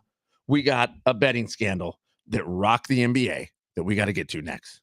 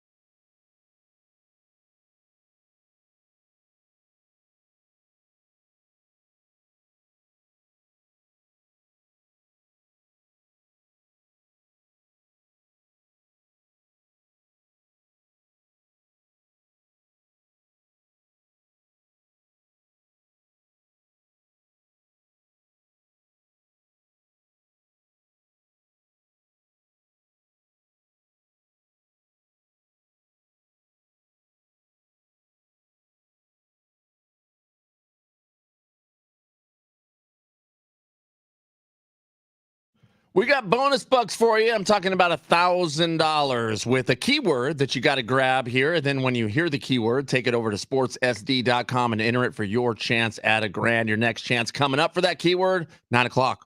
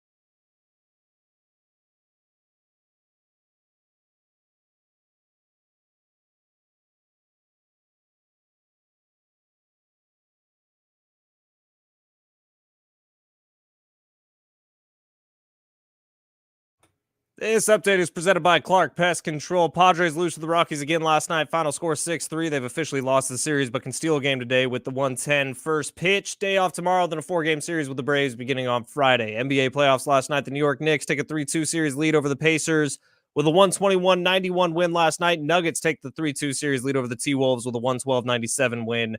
A bunch of new NFL games have been released. All the international games. Packers Eagles will be the Friday night of week 1 on Peacock only in Sao Paulo, Brazil. Jets Vikings, Jags Bears, Pats Jags, all those will be London games in October, and then in November the Giants and the Panthers will play in Germany. Clark Pest Control is California's leader in pest control technology. If you need help getting rid of pests, mosquitoes, termites, and much more, call Clark Pest Control for a free estimate today. Dial 1-800-WE-NEED-YOU or visit clarkpest.com. That's clarkpest.com.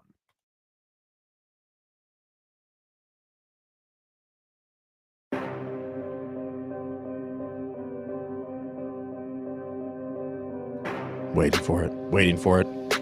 DJ Fletch on the ones and twos. Bigger Seating Fletch. San Diego Sports 760. Hey, hit us up on the talkback, Mike.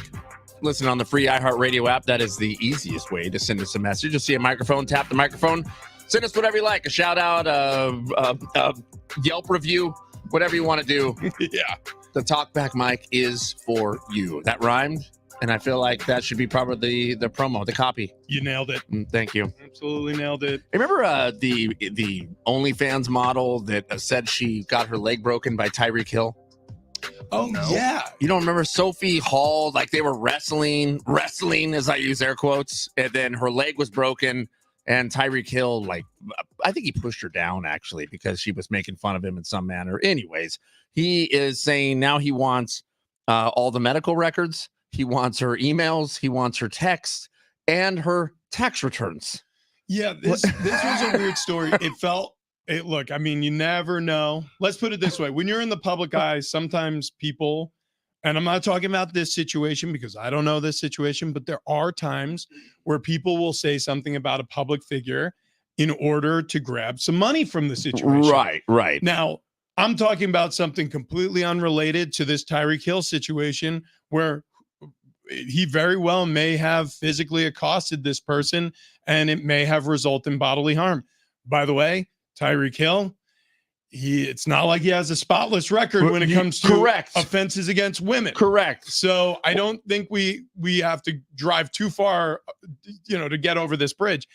But yeah, this is she's looking for 50 grand. Yeah, this is was this the one where he tackled or she tackled him and then he tackled her way hard? Like, I that was a weird story. She took him down in some manner, so he retaliated, I guess. Is this also one of the 5 baby mamas he had within 1 year? No, I don't think this was a baby mama. He was just hanging out with Sophie Hall, I think her name was. Do you remember that? It was like every other week we would get Tyreek Hill welcomes a new baby into the world with a different woman. Sounds a lot.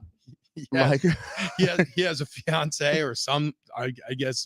They got married. Yeah, they got married during Hard Knocks last year. Oh, they're married now? Yeah. Jesus. Okay. Wow. Well, and he is prolific. He is making babies. That's what he does. Yeah. I don't like Ben Fletcher.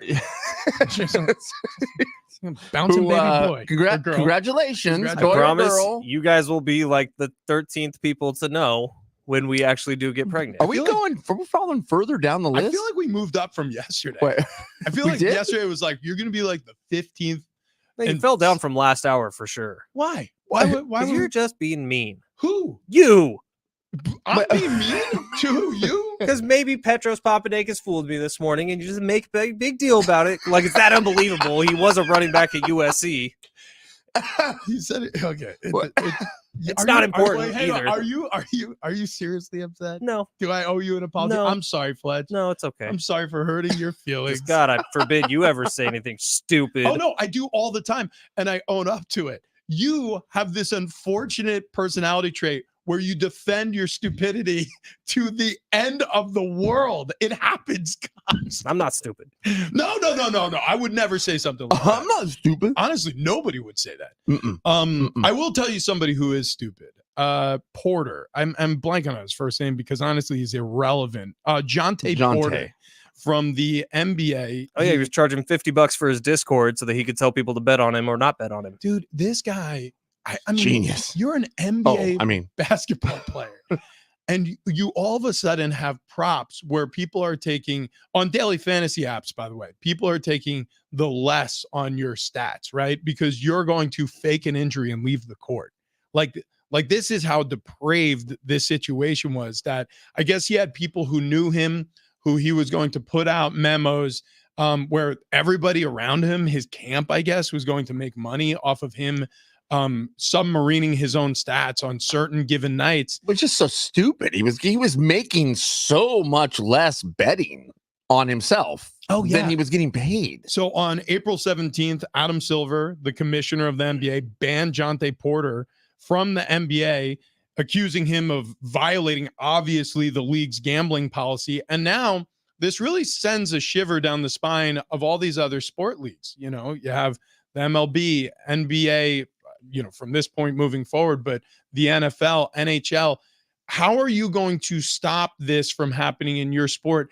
And then what happens if instead of Jonte Porter, whoever the hell he is, it's a star, like it's somebody important to your league's success, is it wrapped up in a gambling schedule? Is there a chance this is the tip of the iceberg and there's a lot more Jonte Porters out there who have Discords that they're charging people $50 a month to be a part of so they could give them advice on? It wasn't just gambling on him, by the way. It was like Bitcoin advice. Jonte Porter was some financial genius, That's I guess. Where I was going. So now that he's not there, I don't know what to do. But is this the tip of the iceberg? Like, do you think more GameStop? I was really relying on Porter 6464X23666 on Discord to give me my crypto advice. GameStop and AMC making a run again, by the way. Yeah, Dave Portnoy just invested $500,000 in each. Well, because that Kitty guy put out some tweet that meant nothing, and so people went terrible Kitty, whatever it was. Nice. Yeah.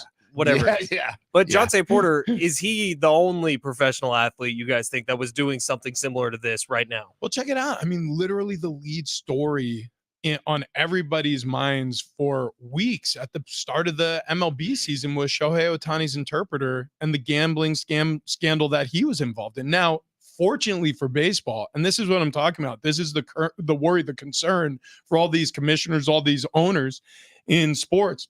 God forbid Shohei had anything to do with that.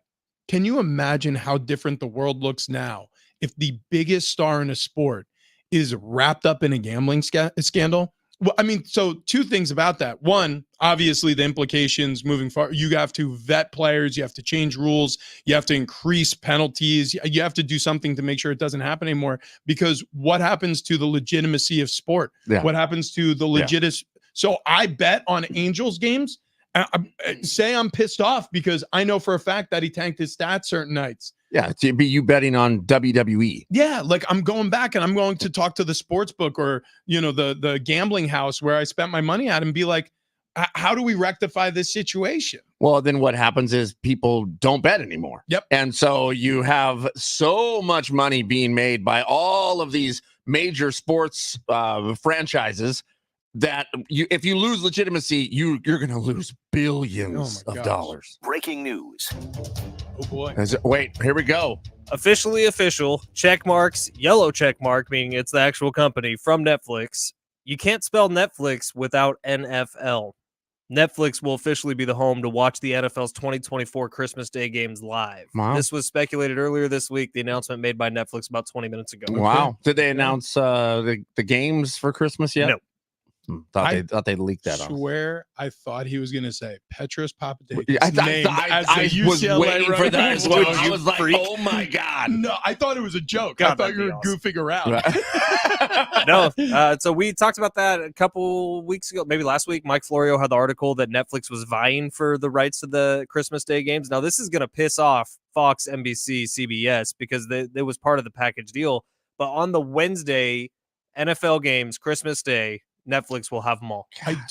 I don't think that's true. So it's not a part of the package game. That's why it was up for grabs. Like, so holidays are separate. Like, and that's the reason why you see different stations winning different games on holidays. And that's brilliant by the NFL, by the way. That's the reason why they separated Monday Night Football and Thursday Night Football and Friday night specials and special editions of Saturday, Thursday Night Football, weird stuff like that, because they can sell it to different outfits. And that's exactly what they did with Christmas Day. This used to belong to the NBA. This, again, goes back to what we were talking about. Schedule release tonight at 5:00. Tomorrow, I promise you, if you turn on the radio in almost every single market across the country, you're going to hear about the NFL schedule. Will there be a Friday game that same week, Christmas week? Yeah, probably. So you'd have Christmas Day is a Wednesday. So you'd have NFL Wednesday, Thursday, Friday, Sunday, Monday. I don't know if there's a Friday game. What Florio was saying the big three will be pissed off about is that's taking a Sunday game away from them to put on a Wednesday, and it's not going to them. So in the past, like if Christmas Day would have been on a Wednesday, you wouldn't have had NFL games. Right. And so now they're on a Wednesday NFL games. Obviously, those aren't going to the big three. They're going to Netflix now. Yeah. So that release said that the Christmas games. They're going to get Netflix will Christmas be the home game. to watch the NFL's 2024 Christmas Day games live. Wow. They're all going to be individual. So it'll be either, I think last year was 2, but it'll be like Thanksgiving. It'll be like a game in the morning slate, an afternoon game. No, I get that. Yeah. Oh, okay. But on Thanksgiving, I'm watching one on CBS. I'm watching one on Fox, and then I thought I'd be watching one on Netflix. That doesn't appear to be the case. No, they're taking every Christmas Day game. You got to watch it on Netflix. Which, by the way, I prefer. Like, this is how this should be. Don't get me wrong. It's annoying have to bounce from app to app to app to see the same league's games, or frankly, channel to channel. That's kind of annoying too, but I understand it because some games are played simultaneously. And so it's good to have multiple venues to watch live sports. However, it's annoying on Thanksgiving when you have to jump from CBS to NBC or jump over to Peacock or whatever. At least they're all in one spot. Yeah. So Netflix has its own news outlet. I didn't know this. No, and do you know when you open up Netflix, the sound it makes, ta-dum? Yeah. It's called ta-dum by Netflix. Nice. Is the news outlet. And so this is where this article is right now if you want to go look at it. And the opening line, Santa won't be the only one seen all over the world on Christmas Day. There it is. Wow. There it is. Wow. So Netflix in on the Santa game. Christmas Day. I bet you when they announce Christmas Eve on Santa. That's a good point. Yeah. I bet you when they announce how much they spent on this, It's got to be 100, right? It's going to be. Let's see. Okay, so my guess is it's going to be something like if they have 3 games, probably something like $300 million. That's my guess. I would say 300 to $300 million. Yeah, $300 million sounds right to me because I'm pretty sure NBC Peacock spent $200 million on one playoff game. I'm pretty sure that was the amount. Wow. So the NFL continues to print money. Things are going well. All right, moving right along. Want to talk to you about testosterone. If you haven't gotten your testosterone checked recently or at all, now's the time. If you're in your 40s, your 50s, or 60s, you're losing testosterone every year. This is scientifically proven. As you age, you lose your testosterone, and it's part of the aging process. Now, I'm not talking about magic here. I'm talking about science. You can scientifically reverse the course of aging. Testosterone is related to bone density. It's related to joint health. It's related to, first of all, testosterone is a hormone. It's related to other hormones being released in your body efficiently and appropriately so that you don't age too quickly. And people with higher testosterone as they age, or I should say men with higher testosterone as they age slower. This is all scientifically proven. So if you are looking in the mirror and you're thinking to yourself, man, it's just hard to stay in shape. It's hard to wake up in the morning and have energy throughout the day. Maybe you're having some issues in the bedroom performance-wise and you're not ready to hang up that part of your life. Whatever it is, it could be testosterone related. So go in to the Man Zone. It's over at Golden Triangle Plastic Surgery and get your testosterone checked today. The medical director there, Dr. Roy David, he's a friend of mine, really great guy. He's a double board certified plastic surgeon. He is in control of the whole situation.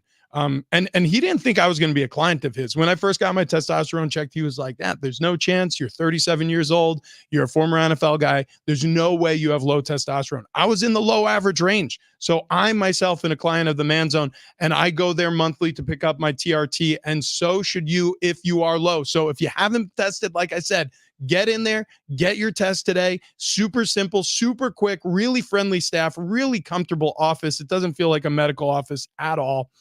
It's the Man Zone. Check them out at themanzone.com. That's themanzone.com.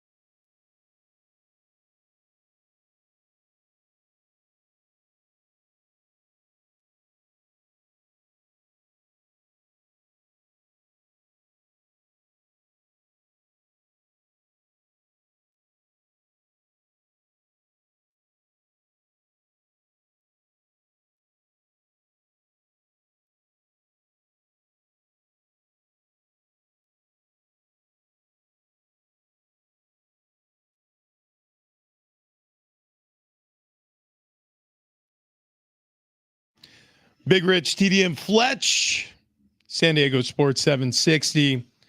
So I'll tell you what. I'm confused. I'll tell you what. We have a situation going on with the Oakland Athletics.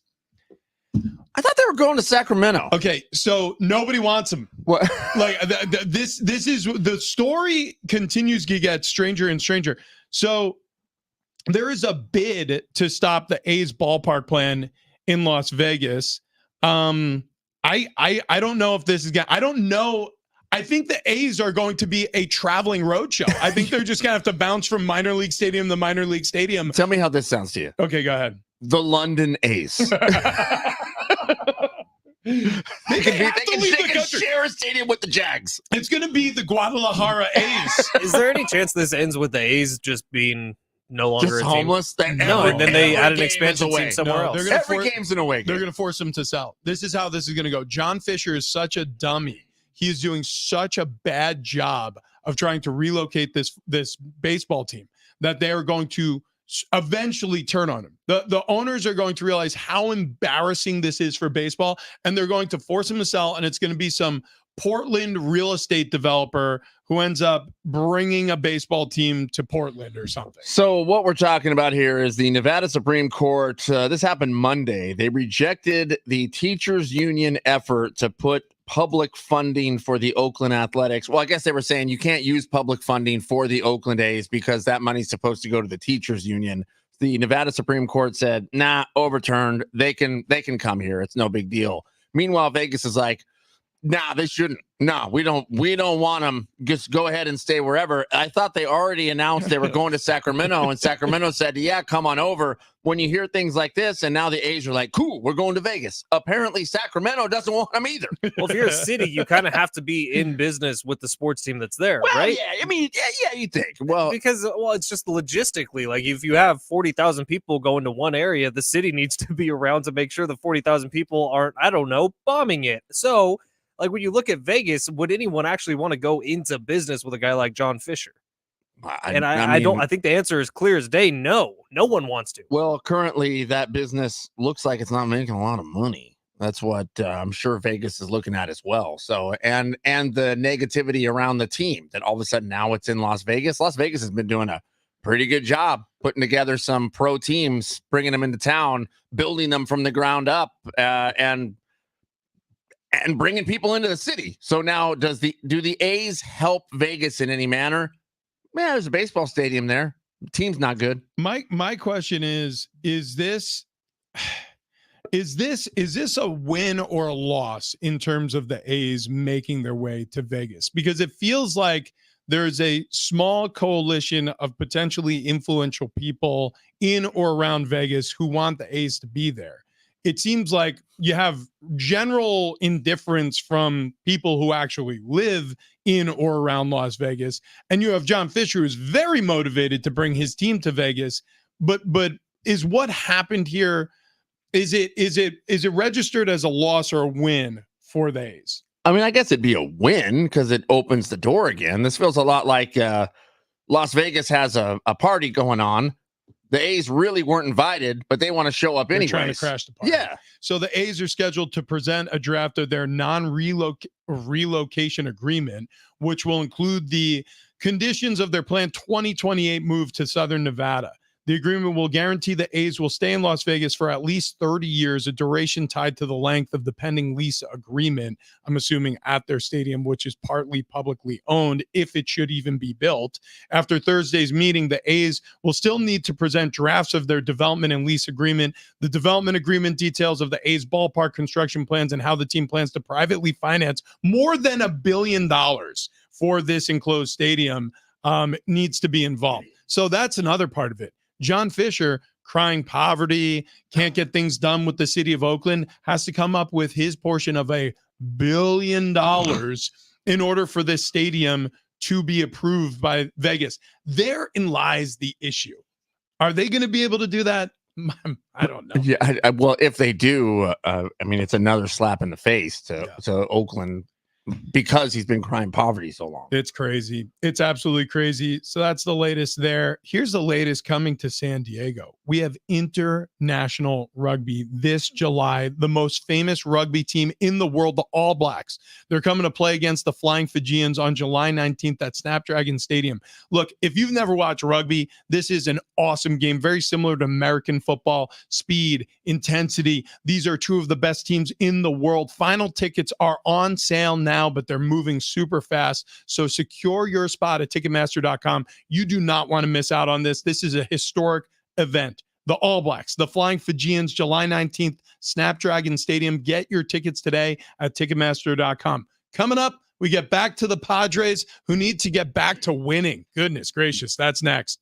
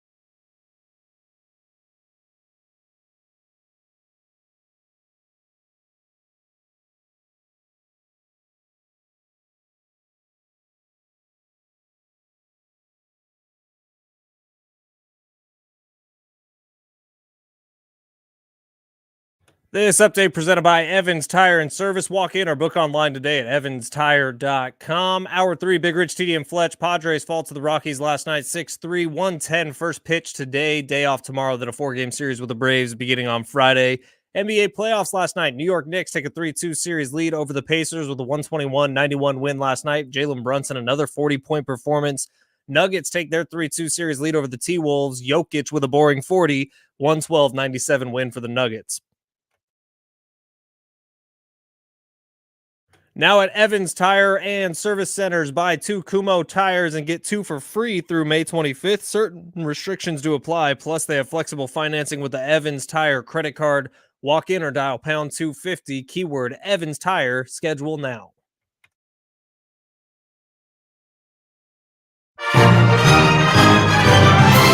Yeehaw, happy Wednesday to those who celebrate. Happy hump day to everyone out there. Mike, TD and Fletch on San Diego Sports 760. The Padres lose 6-3 to the Rockies. They lose the series to Colorado as they get ready for getaway day today. First pitch 110 at Petco Park. Then they get set for a long road trip starting in Atlanta against the Braves. This team's up and down and up and down and up and down. If you've missed this season to this point and you're looking at the record, you say, wow, so far pretty disappointing, right? Because the expectations for a team with this many star players should be pretty high. Although you look back to last season and you see how it ended and you say, no, this is about par for the course. When you think about what the Padres looked like so far this season and you start to add that context, you say, no, this feels pretty normal.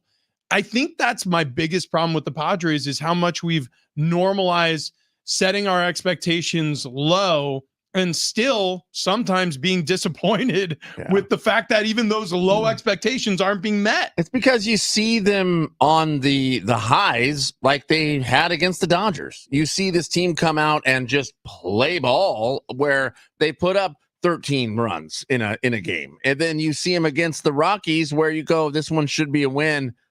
Nope, it's not. Well, they do the highs and lows are killing me. Nobody else is seemingly able to beat the Dodgers consistently. So far this season, the Padres have actually beat the Dodgers kind of consistently. Everybody is kicking the crap out of the Rockies, and the Padres have not been able to beat the Rockies. They're 2-4 against the Rockies so far this year. You should just not play the Rockies anymore. Yeah. Refuse. Like, that's horrendous. They split the first series. They now have this losing series, and it could get worse from there. They could lose this game today on their way out of town. Padres at home day game, they're great. It's the home night games that they're terrible. Yeah, it's so weird that that's an issue. It's also weird that they're 11-14 against sub 500 teams so far this season. That's the stat that I saw in a CBS Sports article this morning.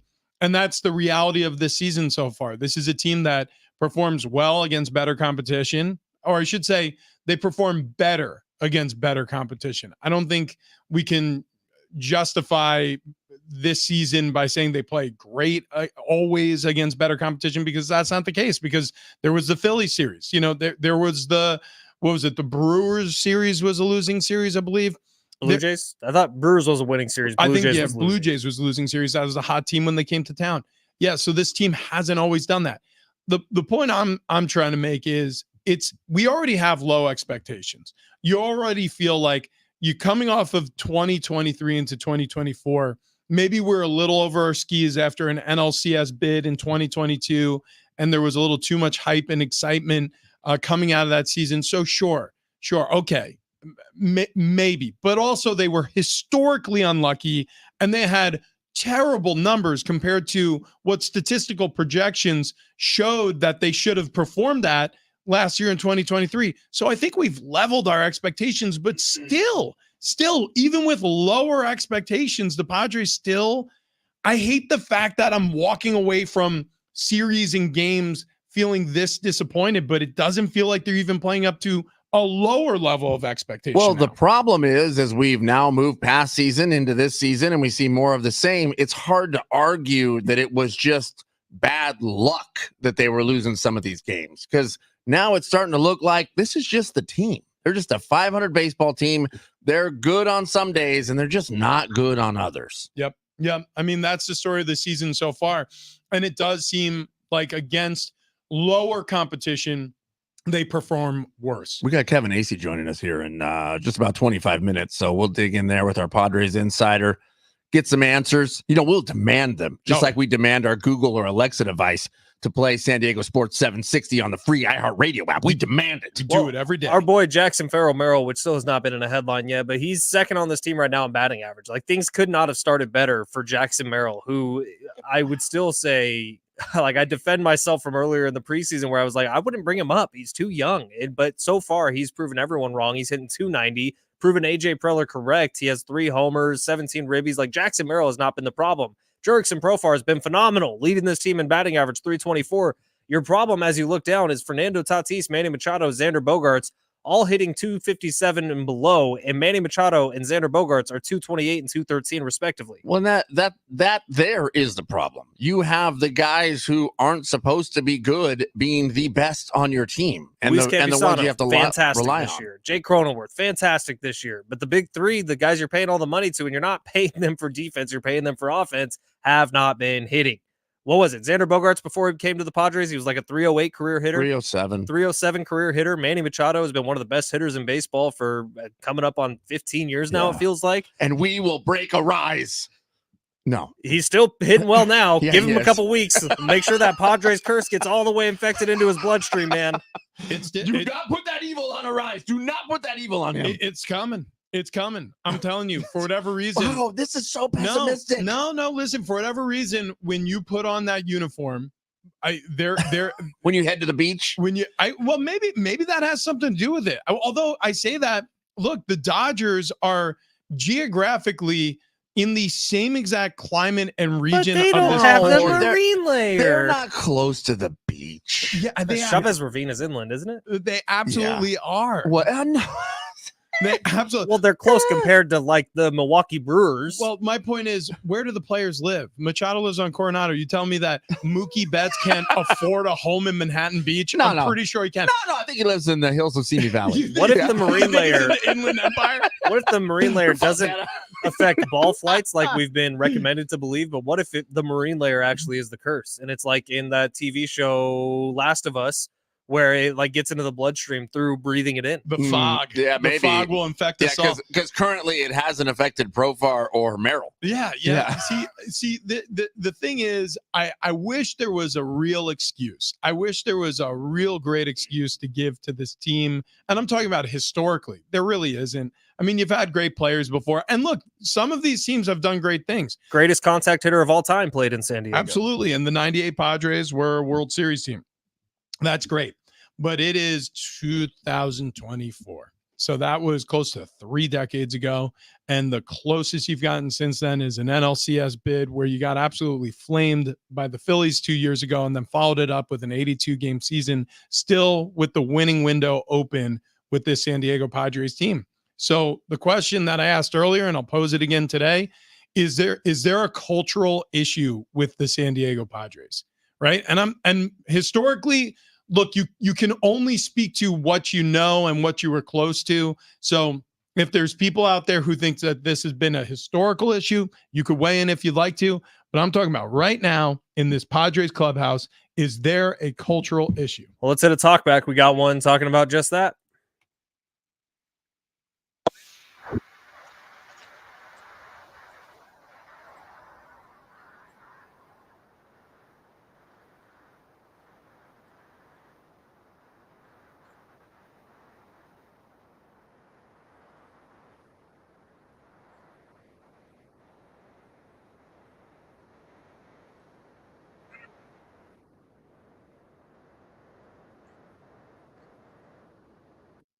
Look, maybe a day off will help. I don't know.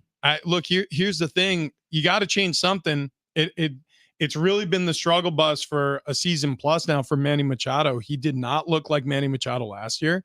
And the first portion of this season, he has not looked like Manny Machado. To this listener's point, between Monday night's game and last night's game, there was a stretch where Manny went 3 for 4. Not with singles or doubles, 3 for 4 hitting into double plays.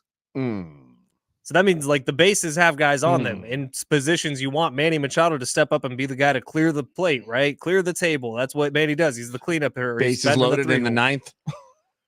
And he's hitting into double plays, and he's doing it a lot, and that means you're just rolling over, and that's a fundamental thing. That's a mechanics thing, and I hate to say this, but that is a need more time on the tee or in the batting cage or practicing thing. Rolling over is a pretty basic thing that everyone does it. It happens. It happens in high school baseball. It happens in college baseball. It happens in pro baseball, and when guys are rolling over frequently and hitting those weak, soft grounders either to the left or to the right, it's a mechanical thing. And so Manny Machado, just the only way to get out of it is to hit out of it.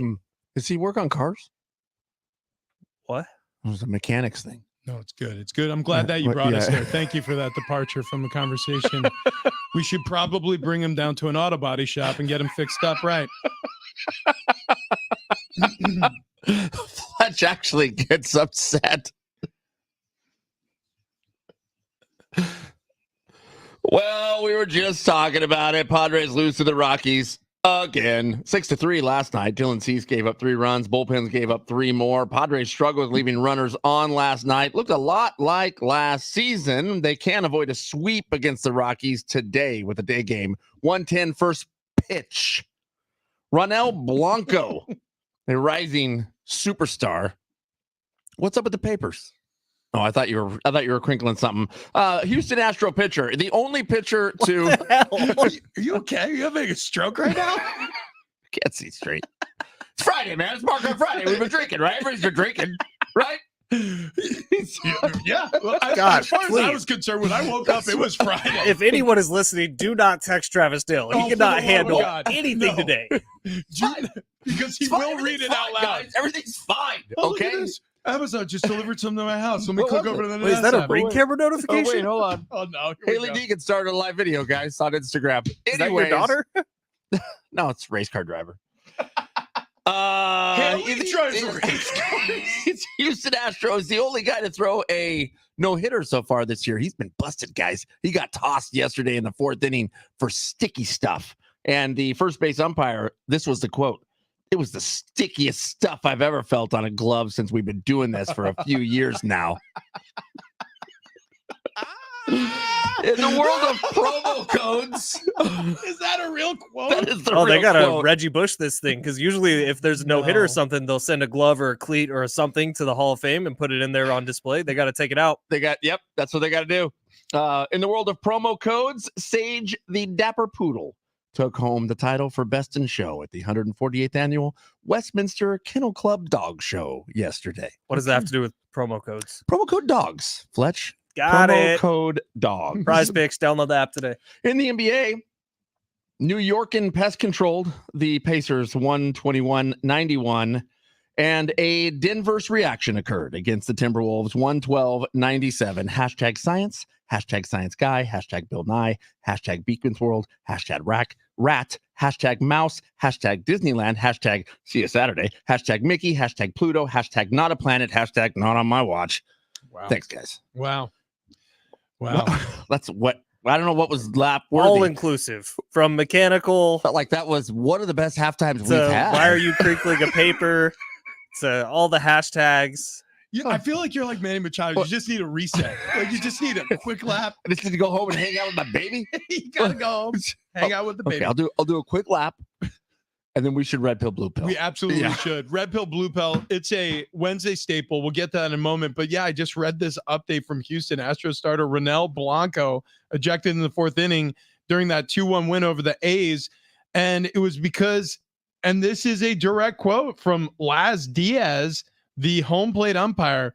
It was the stickiest stuff I've ever felt on a glove. That's gross. So I am not saying anything here, and I would like to make that very clear that I do not believe this. However, there are videos online now following the Dodgers series, following Yu Darvish's last start, from Dodger fan accounts that do show Yu Darvish going to his belt quite a bit with his throwing hand. Interesting. And Dodger fans, not Ben Fletcher, are claiming that Yu Darvish may also be using the sticky stuff. And if you look at his last 3 starts, he has been dominant, and that 12-6 curveball has been 12-6. So when the whole spider tack thing happened, you remember there were a couple of Padres players who struggled at first. Yu Darvish was one of them. Yu Darvish was definitely one of them. There were a lot of people, like our buddy Danny Vietti, but others as well, who were curious as to why all of a sudden certain Padres pitchers' spin rate all of a sudden dropped off the Here's map. the thing. Even if he is using sticky stuff, I'm fine with it. Just make sure you're good at hiding it. Yeah. Just don't get caught. Yeah, don't get caught. For the love of God. It's not necessarily spider tack. I mean, there can be some sticky stuff. I like that the can, suntan lotion mixed with rosin. Apparently, that is like the preferred one now. especially on a day game. Gotta have the suntan lotion. Absolutely. Yeah. Absolutely. Sunblock. Yeah. It's 110 on a Wednesday afternoon. Maybe the marine layer has been burned off. Oh by my that God. point. Yo, it definitely is. Sunshine. It's sunny. After, yeah. You gotta stay safe. Absolutely. SPF 50, maybe SPF 8. Yeah. I don't know. I mean, really, What do honestly. you use for your Hashtag pale cancer. ass? For me, Are you like SPF 180? SPF 30. In fact, if you talk to experts, they say when you increase sun protection factor beyond that, it doesn't do very much. It doesn't do very much. So it's like you get to 30 and then it's pretty good. And then after that, it's very incremental after that. So, I've always been taught suntan lotion is actually a myth or sunblock. Yeah. Good. Does it actually work? Oh God. who told you that? No one. I say that over and over again because I hate putting on sunblock, and I almost never do. Please do not ever say that to my children. Yeah, exactly. Because the only thing worse than putting sunscreen on your kids is dealing with them complaining about sunburn. Mm-hmm. So it's one or the other. I'll just eat the sunburn. Oh. It sucks for a day, and then I get bronze. Well, what's weird you're very though. So when fortunate. you put the sun block on, you don't get sunburned. Yeah, but you also don't get tan. Wha- And the kid likes to get bronze. I'll So tell you all what. I'm saying is, if you put the sunblock on, you don't get sunburned. But then when you don't put it on, you do get sunburned. Myth. But my sunburn turns to Exposed. tan in 24 hours. Yeah, busted. So check this out. For red pill, blue pill, we have to start here. So last night I discovered, and I'm not going to give them a shout out because screw them, they stole our bit. Yeah. But a certain Instagram account lifted our bit and said red pill morning shower, blue pill night shower. And I was pissed. Did we not steal the bit from the Matrix? No, We created the bit from the Matrix. That's right. Yeah. That's right. And So we that brought it to happened in the Matrix. We made the bit because of the Matrix. We brought it to Sports Talk Radio, Right. man. Golly. Anyways, Everybody else is doing Would You Rather, not us. red pill, blue pill. That's right. Anyways, Which so is, would you rather? we're going to steal back what they stole from us. So red pill morning shower, blue pill night shower. Ideally, both. What? Are you doing 2 showers? I would prefer to do 2 showers a day. Now, I let you guys in on this last night, but showering has become the scariest that's part right. of my life. Yeah, you said that. You're terrified to shower right now. Well, it's not the showering process. Showering is fantastic. Being in the shower, having the warm water, I love that part of it. It's getting in Being and getting totally out. nude. Keep going. Yeah. Getting in and getting out of the shower is terrifying with a broken leg because you really only have one leg at your capacity. Yeah, I could see that. I should have probably told you this earlier. You should have bought they call them shower stools. They have like rubberized feet. Yeah. You can get one like at Walgreens. Yeah. Screw that. I can walk again. Wait, you just said it was the most terrifying part of your day, is. and if you drop $20, But now I got the process down. I know exactly what I'm doing. I kind of sit on the side of the shower, swing everything over, and I mean everything, and then scooch down. wow. I gotta lift some legs up in the middle of Wait, the do you have a tub or do you? tub. Okay, yeah. So I yeah, lay yeah. down in it. Me You too. got to do a little step over. Why though. don't you just take a bath? I've done that once. I don't like baths. I like hot tubs. I don't like baths. So you're just sitting at the bottom of the tub like you're getting over an ex-girlfriend, just Pretty much. just crying? But I do one have leg sticking out. I have the I'm torn. detachable shower head, so Yeah, at least yeah, I yeah. have that down with me. Oh, that's it's not Oh, just all Take raining the, on you me. take the wand with you. All right, so you're taking both pills, or is there one you prefer? I'd prefer night showers. Getting into bed clean is the way to go. It's a good feeling. All right, Hmm. so what do you got, TD? Morning shower, red pill all day, every day. Oh, the only time a night shower happens is if I'm working all day. You get all sweaty. I agree with Fletch here. A night shower, getting into bed clean, because guess what happens in your bed? You are literally harvesting bacteria. Right. Whatever you bring from the outside Right. into your bed sheets with you. Wash off when you get up. Oh no! Then it's just like it's sitting there. It's chomping on all your parts, and it's creating bacteria poop, which leads to all that Hold bed. on. Yeah, Oh, we hold are on. a galaxy for a host of different civilizations, It's and they're all fine. bacteria. Hold on here. Yeah. We all know Fletch's nickname is Puddles. Correct. You're going to tell me that all night long you're not puddling? You're not sweating? I do sweat sometimes at night, but not often. It's only if I have like a really scary dream. You just sweat when you're awake? Yeah. His body knows. It's time to turn it on. So I think blue pill for me, you're definitely a red pill guy. Okay. Oh, all day. If you had to choose to fight one of these two, I guess, creatures, red pill, 100 ostriches, blue pill, a single T-Rex, which one are you choosing? Yeah, okay, look, when you start to think about this, it gets a little harder and harder. 100 is a big number. That's a lot. And have you seen like one ostrich? They're mean too. They're like tiny T-Rex. Pissed off ostrich, they're going to do some damage. But, I mean, how you punching a T-Rex? You gonna punch him in the ankle? Okay, I'm fighting the 100 ostriches, and it's not even close. There is no way. I mean, 1,000 out of 1,000 times, you're getting killed by a T-Rex. Do I get a katana? No.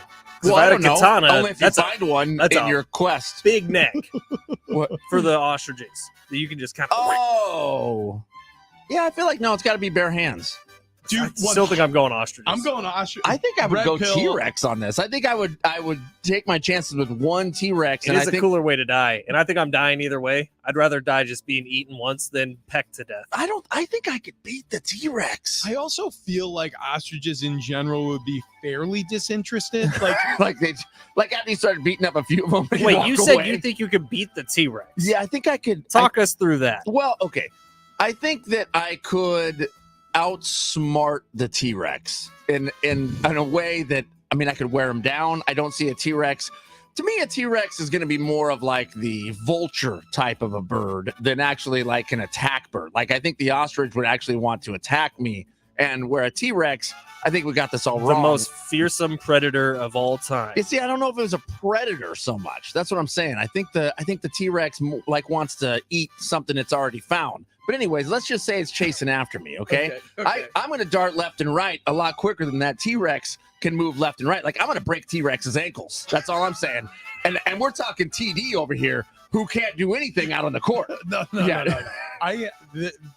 If there is a way to reanimate a Tyrannosaurus Rex, and for us to do this, I think I would, everything I have, I would commit to watching. Here we go. This. Just read the opening line here. Rex's pointed, bone-crushing teeth tell us it was a meat eater. Some paleontologists once thought it might have just been a scavenger, but we know for certain now that T-Rex is hunted Endontosaurus and Triceratops from survivors of attacks with teeth still embedded in their bones. Oh, there you go. Yeah, I mean, I still feel like I could find like a big old can of decon or something. You do kind of look like a Triceratops. I'd be worried about it.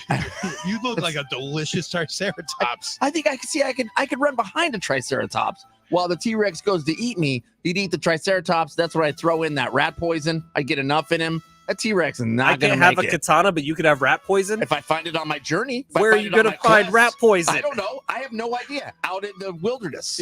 If you could have only one of these two quarterbacks for one season and one season only, and I'm talking about right now in the current state they're in. Aaron Rodgers, red pill, coming off that Achilles tear. All right, we don't know what it's going to look like. Or blue pill, Tom Brady out of retirement, fresh off the greatest roast of all time. Blue pill, #culture. Okay. #culture. Okay, so you're taking blue pill Tom Brady. I would take Tom Brady here. I would take Tom Brady. You know what? I didn't expect this to be consensus, but blue pill as well. I think I would take Tom Brady. Even Aaron Rodgers still playing. I trust Tom Brady more. I mean, whatever he's preparing. I mean, I'm talking about exactly where he's at right now. Preparing. And you felt his testes. I don't think you felt Aaron Rodgers. No, never. They might not even exist. No, vice versa. Tom felt my That's testicle. Right. Sorry. Wait, you guys didn't just ask to feel each other's like, hey, since you felt mine. Wait, you didn't have him practice as center a couple times? No, so he knew what you were going through? Hey, Tom, real quick, do you mind if I take snaps from you this time? There was never that conversation. He was always more like, shut up and bend over. And I was like, yes, sir. Also, your butt's sweaty. Here's a towel. Oh, shove. Yeah, dude, he did that. It was very, very physical. Okay, how about this? For the rest of the season, you have to go the rest of this Padres season without one of these Padres players. Red pill, Manny Machado. Blue pill, Fernando Tatis Jr. Now, remember, You're going without. And this happened to the Padres during the NLCS run, right? See you, Manny. Oh, wow. Okay. I think I'm a red pill as well. Manny You know what? Mostly because I kind of want to, as an experiment, see what this Padre team looks like without Manny Machado. Much like the talkback feature here. Much like the Triceratops. Honestly, like if I got the Triceratops to like eat tons of rat poison and die, and then the T-Rex ate the Triceratops. I love how yours now includes a Triceratops that you're going to poison in order to win this battle against the T-Rex. How about I don't want to poison a dog. I like the dogs. I don't know, an armadillo. A goddamn armadillo, man. Then I toss that armadillo right up at that T-Rex. Okay. Look, I know sometimes car shopping can feel like you're trying to take down a T-Rex. Yeah, that's absolutely right. I get it. And it's like a daunting task that you can't get past. But all you need to do is go to North County Cadillac GMC and just poison a Triceratops. That's it. And your good friend Jamie, the general manager over there, will help you. My good friend Jamie, the general manager over there, may have an infinite amount of T-Rex poison. Okay. So go by and see him. No, honestly, if you're shopping for a car right now and you're thinking, I don't know where to start, I don't know where to begin, I don't know where I'm going to get the best deal, I can promise you this: they're going to make it easy for you over at North County Cadillac GMC. And I can promise you, you're going to test drive some of the best cars and trucks you've ever seen in your life. So definitely stop by, see the GM Jamie, see anybody there. They're going to take care of you. But Jamie, if you tell him TD sent you, he's going to take good care of you. I promise you that. You know what? If you don't tell him TD sent you, he's still going to take good care of you. Exceptional savings on new Cadillac and GMC models like the GMC Sierra 1500 or the all-electric Cadillac Lyriq. That thing is absolutely fantastic. They can also help you get a great deal on a pre-owned vehicle. But there's just review after review, talking about review after review is what I'm trying to say. Talking about how great of a dealership this is. Great low pressure dealership that didn't try to oversell me. Brian from sales listened to my needs and sold me a nicely equipped GMC Sierra SLT with all the stuff I needed, nothing I didn't, at an amazing price, thanks to the big dealer discounts and tons of rebates. Look, this is from Nate. He's talking about how great North County Cadillac GMC is. They were also voted San Diego's best domestic auto dealer in the San Diego Union Tribune Readers Poll. Look, you get it. Review after review. This place is the best. Go there, experience the difference for yourself. Stop by North County Cadillac GMC in the heart of the Escondido Auto Mall today. North County Cadillac GMC, exceeding your expectations every time.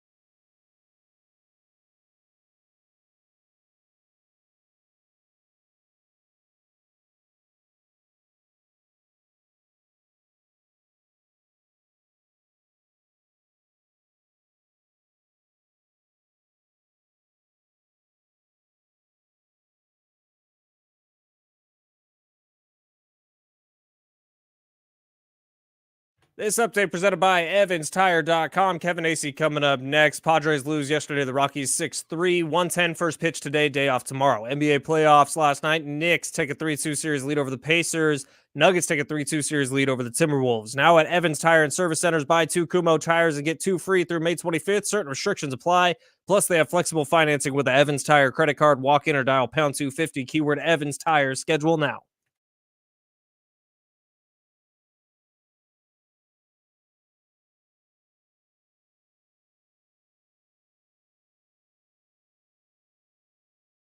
Big Rashidi and Fletch, San Diego Sports 760, rolling through a Wednesday. It is flying by here, Richie. Yeah. By. Oh, we're motoring. There's no question about it. No better person to be joined by than Kevin Acee, especially after a really fun weekend series against the LA Dodgers, who visited Petco Park for the first time this season.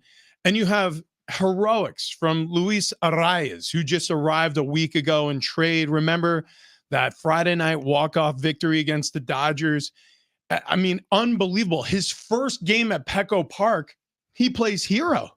Yeah, fantastic. Followed up with, phenomenal pitching performances through the weekend, a winning series for the second time in a row against the Dodgers. And then they go out there and stink it up against the Colorado Rockies, 2 games straight, 2 games lost to the Rockies. Getaway day today, 1:10 first pitch. And so we are joined by Kevin Acee, who will follow this team on the road to Atlanta as that's their next stop. Before we get into the specifics of last series against the Dodgers and this current series, Kevin, I have a question that we posed to our listeners, and we've gotten a myriad of answers to this question. I'm curious yours. If you were going to take a blame pie, right? Just a big old pie, and you had a knife, and you could only cut 2 pieces, right? One piece is going to go to Manny Machado. The other piece is going to go to AJ Preller, who are the 2 common denominators right now left on this Padres teams from 6 different managers and a bunch of different players who have filtered through this rosters and coaches who have been in the dugout and on the ball field with the guys. How much of the blame pie would you designate for Manny? How much of the blame pie would you designate for AJ Preller? Ooh, wow. You're talking about 2 different things, and you're talking about intersected things, since one of them brought the other guy here. And then also, I can't help but think how much Manny Machado did for the 2020 and 22 teams, but now I'm getting a little askew here. I'm going to go 3/4 for AJ. It's like going to be 1/4 of blame for Manny Machado. And that is because, Manny was brought here by AJ, and Manny can still do a lot to affect his legacy here with the Padres. Of course, everybody can. So really what I'm saying is it's a dumb question. Well, that's fair. Wow. That's fair. Wow. No, listen, that's fair. I think dumb questions, though, can illuminate smart answers. And I know I live by that credo. That was not an insult. Oh, no. And no insult taken. Trust me, I've heard worse. And I've heard worse recently.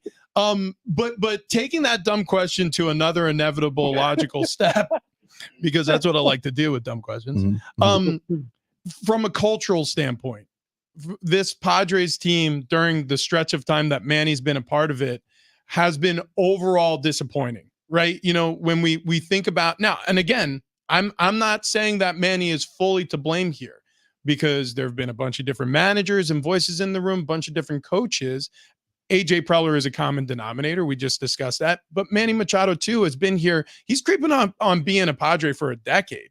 We're going to get into that conversation pretty soon. Like, okay, we're getting near 10 years now. What is the sum total of impact that Manny's had on this team? So I guess that's my question. From a cultural standpoint, do you think the Padres have gotten what they were hoping to get when they signed that initial contract with Manny Machado? Oh boy, this is so deep, and I got so many thoughts that could get me in trouble and could look, I feel like I hold Manny Machado accountable a lot. And I do think that this question is so valid. It really is, man. This is as far as big picture stuff goes, you're right. We are going to start thinking about this if we, kind of haven't already become preoccupied by it. Manny's legacy. but it's not all like I just am so careful of this because yes, kind of you get the $31.8 million a year, which is the average of this particular extension, and then whatever it was, $30 million for that first 5 years. You just got to wear it, man. It's why you got 8,000 Jordans. Well, that's because you have a sponsorship, I guess. But it's why you have the fancy houses and all that stuff. It's and 8 cars and whatever. I hate to make it about money, but when you're the highest paid guy and that's supposed to be your thing, yeah, you know what? That is on you. And so that can't at this point be seen as anything other than, at best inconsistent. And I guess disappointing would be kind of the word at this point. Right. So yeah. But look, they're 22 and 23 and that's a little bit more than a quarter of the way through this season. I do believe that there's a long way to go. I do believe this is a better team. I know it's a more fun team, and more sound team, more complete team than last year. I don't know what's going to happen in terms of the big three, and are they going to be the kind of guys that a team is built around, because that's what they are. They are the 3 guys that AJ Preller built this team around, basically staked his legacy and ultimately his job to these guys doing well. So I don't know if that's going to happen, but it's what I'm looking forward to watching. Kevin AC, our Padres insider, after the Padres finish up with the Rockies today, they're going to be heading out. You're going to be heading out to Atlanta, taking on the Braves. And just north of Atlanta, a little town called Roswell, Georgia, they have a place. It's rated the #1 pie bakery in Georgia. Do they bake blame pie? They bake blame pie. The place is called the Pie Hole. No, they don't. It's really called the Pie Hole. Kevin, any chance you could stop by the Pie Hole and just do a quick review of some of the top pies? I'm staring down the butterscotch pie right now. Yeah. Here's the deal, and it's not like I have to go here, but I guess I like to kind of wrap myself out on this show. I can't stand pie. Oh my God, Jesus. Okay. I mean, I don't really like pie either, Kev. Chicken pot pie? Chicken pot pie is okay. Chocolate pie is good. A good savory pie where you're talking about actually a meal. Oh, I'm down with that for sure. Like a chicken pot pie, like shepherd's pie. Stuff in a crust and made it for us. I love that stuff. Too sweet with the pies. What are you doing with the apple and the cherry and the way to ruin strawberries by putting them in a pie? I mean, yeah. Can't do it. I agree. I'm getting lightheaded. I know. Yeah, Fletch, and you know what though? I do trust his acumen with baseball, but when it comes to food, like we went to dinner with Kevin. I don't want to out him for the way he ate, but we did most of the eating. Kevin barely. We had a big old spread. We said, "Hey, buddy, it's on the house. Anything you want." And he's like, "No, this is fine." And then I think he picked up one squash blossom, smelled it, and put it down, and said, "Yeah, no, I'm stuffed." The mistake. Yeah. Eats like a bird. I had a couple old fashions though, didn't I? No, I said nothing about your drinking. I just don't trust your advice on food, especially pies. Like, what kind of are you and Fletch both? You say you don't like pies? Not all. I like the apple crumb pie from the Julian Pie Company. Awesome, top notch, especially with a little cinnamon ice cream that they put next to it. But like a strawberry pie, Kevin, you're right. It's the waste. You're outside of your mind. I mean, it's just like a banana cream pie. This is who we surround ourselves with, TD. God, I mean, this says a lot about us. No wonder we separate them in rooms. Yeah. Hey, Kevin. Jackson Merrill and Jurickson Profar leading this team in batting averages probably wasn't drawn up, right? No, that's well said. They're at this point, where they're at in their careers. They are supplementary players who they are darn lucky. And I can't stress it enough. That's awesome, right? I don't know where you're going with this, but it's great. I'm saying without those two guys, this team would be 7 games under 500. They'd suck. Yeah, absolutely. And that's kind of then a problem, right? So, yeah, they're supposed to be this. That was like the most nervous laughter, Kevin. Everything's fine. Everything's good. When you're looking at problems on this team, I think having Jurickson Profar and Jackson Merrill, and this is no offense to them, but having them be the 2 best players on your offense, and maybe Arise coming in changes that a little bit. but having those two guys be like the tent poles of your offense, that is a massive roster construction problem, or it's just a Manny, Xander, Tatis problem. I think that it's that. I mean, really, who is it? No, I'm not talking about monetarily. Like you can, yeah, and you can't take that out of it, right? Like, but I'm just talking about like if you thought those three guys were going to be big parts of your team, I mean, raise your hand, and like everyone's hand is raised. And could you blame the Padres for thinking that?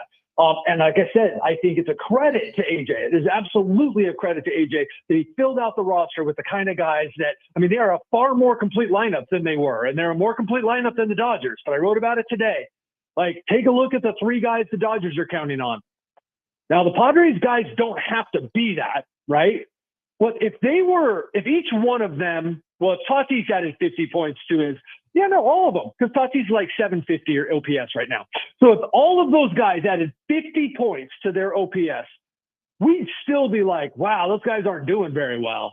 But this team would also be 3 or 4 games above 500. And then it would be like more like, hey, you know what? They're just starting out a little middling, But right now, especially Manny Machado and Xander Bogaerts, it's bad. Like, it's really bad. Now, I am the kind of guy, I'm the kind of guy who says I put a lot of stock in what these guys have done for more than a decade in this league. And they've both accomplished a lot, as much as almost anyone in the league. So I'm not willing to go down the road right now of saying doom and gloom. I am simply stating that at this point, I could not agree with you more that this is a problem now, because I mean, I've said it over and over, like those guys, Jackson Merrill, Jurickson Profar, and Jay Cronenworth. No one's a bigger fan of Jay Cronenworth and what he brings to a team than I am. There just can't be. I'll fight his dad on it. I mean, I'm the bigger fan of Jay Cronenworth and what he brings to a team than anyone. But he's a supplementary player, and that those are the kind of guys that win you games. But the kind of guys that win you a lot of games are Xander Bogaerts, Manny Machado, and Fernando Tatis Jr., and they're not doing their job, and they know it, and they've said it, and they're working at it, and, we'll see. But yes, you are spot on. Like, huge, big picture problem. Kevin Acee, headline, you can't put a value on his Cronenworth. Get out. It's time for a lap.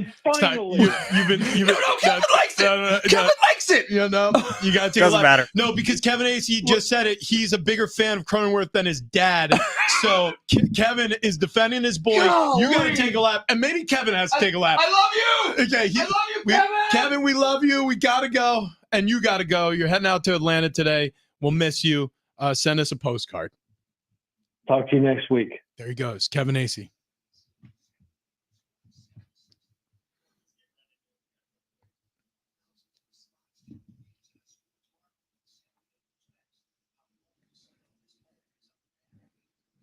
I know what the Padres need. They need a visit over to the Man Zone at Golden Triangle Plastic Surgery. They got to visit with my doctor over there, the medical director of the Man Zone, Dr. Roy David, who's a double board certified plastic surgeon, but also is very interested in optimizing your health. If you're a man between the ages of 40 and say 70, right? You're in the prime years still of your life. Do not let age dictate how you feel. Because every year you're getting older, right? But it doesn't mean that the biological clock has to represent exactly that number, right? If you're 58, if you're 68, if you're 42 and you're starting to feel your age, it's time to go get your testosterone checked at the Man Zone. Go in there, get your test. It's a free consultation, super comfortable atmosphere. You could start your journey to better health at themanzone.com. That's themanzone.com.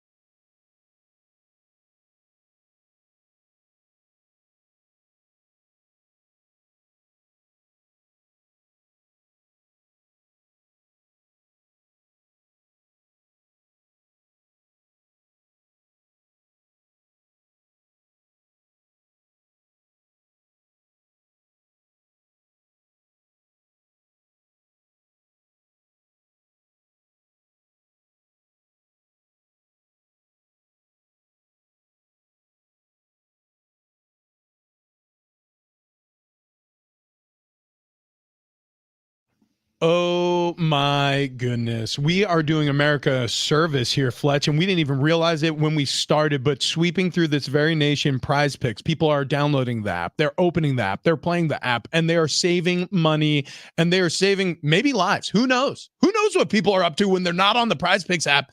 But $100.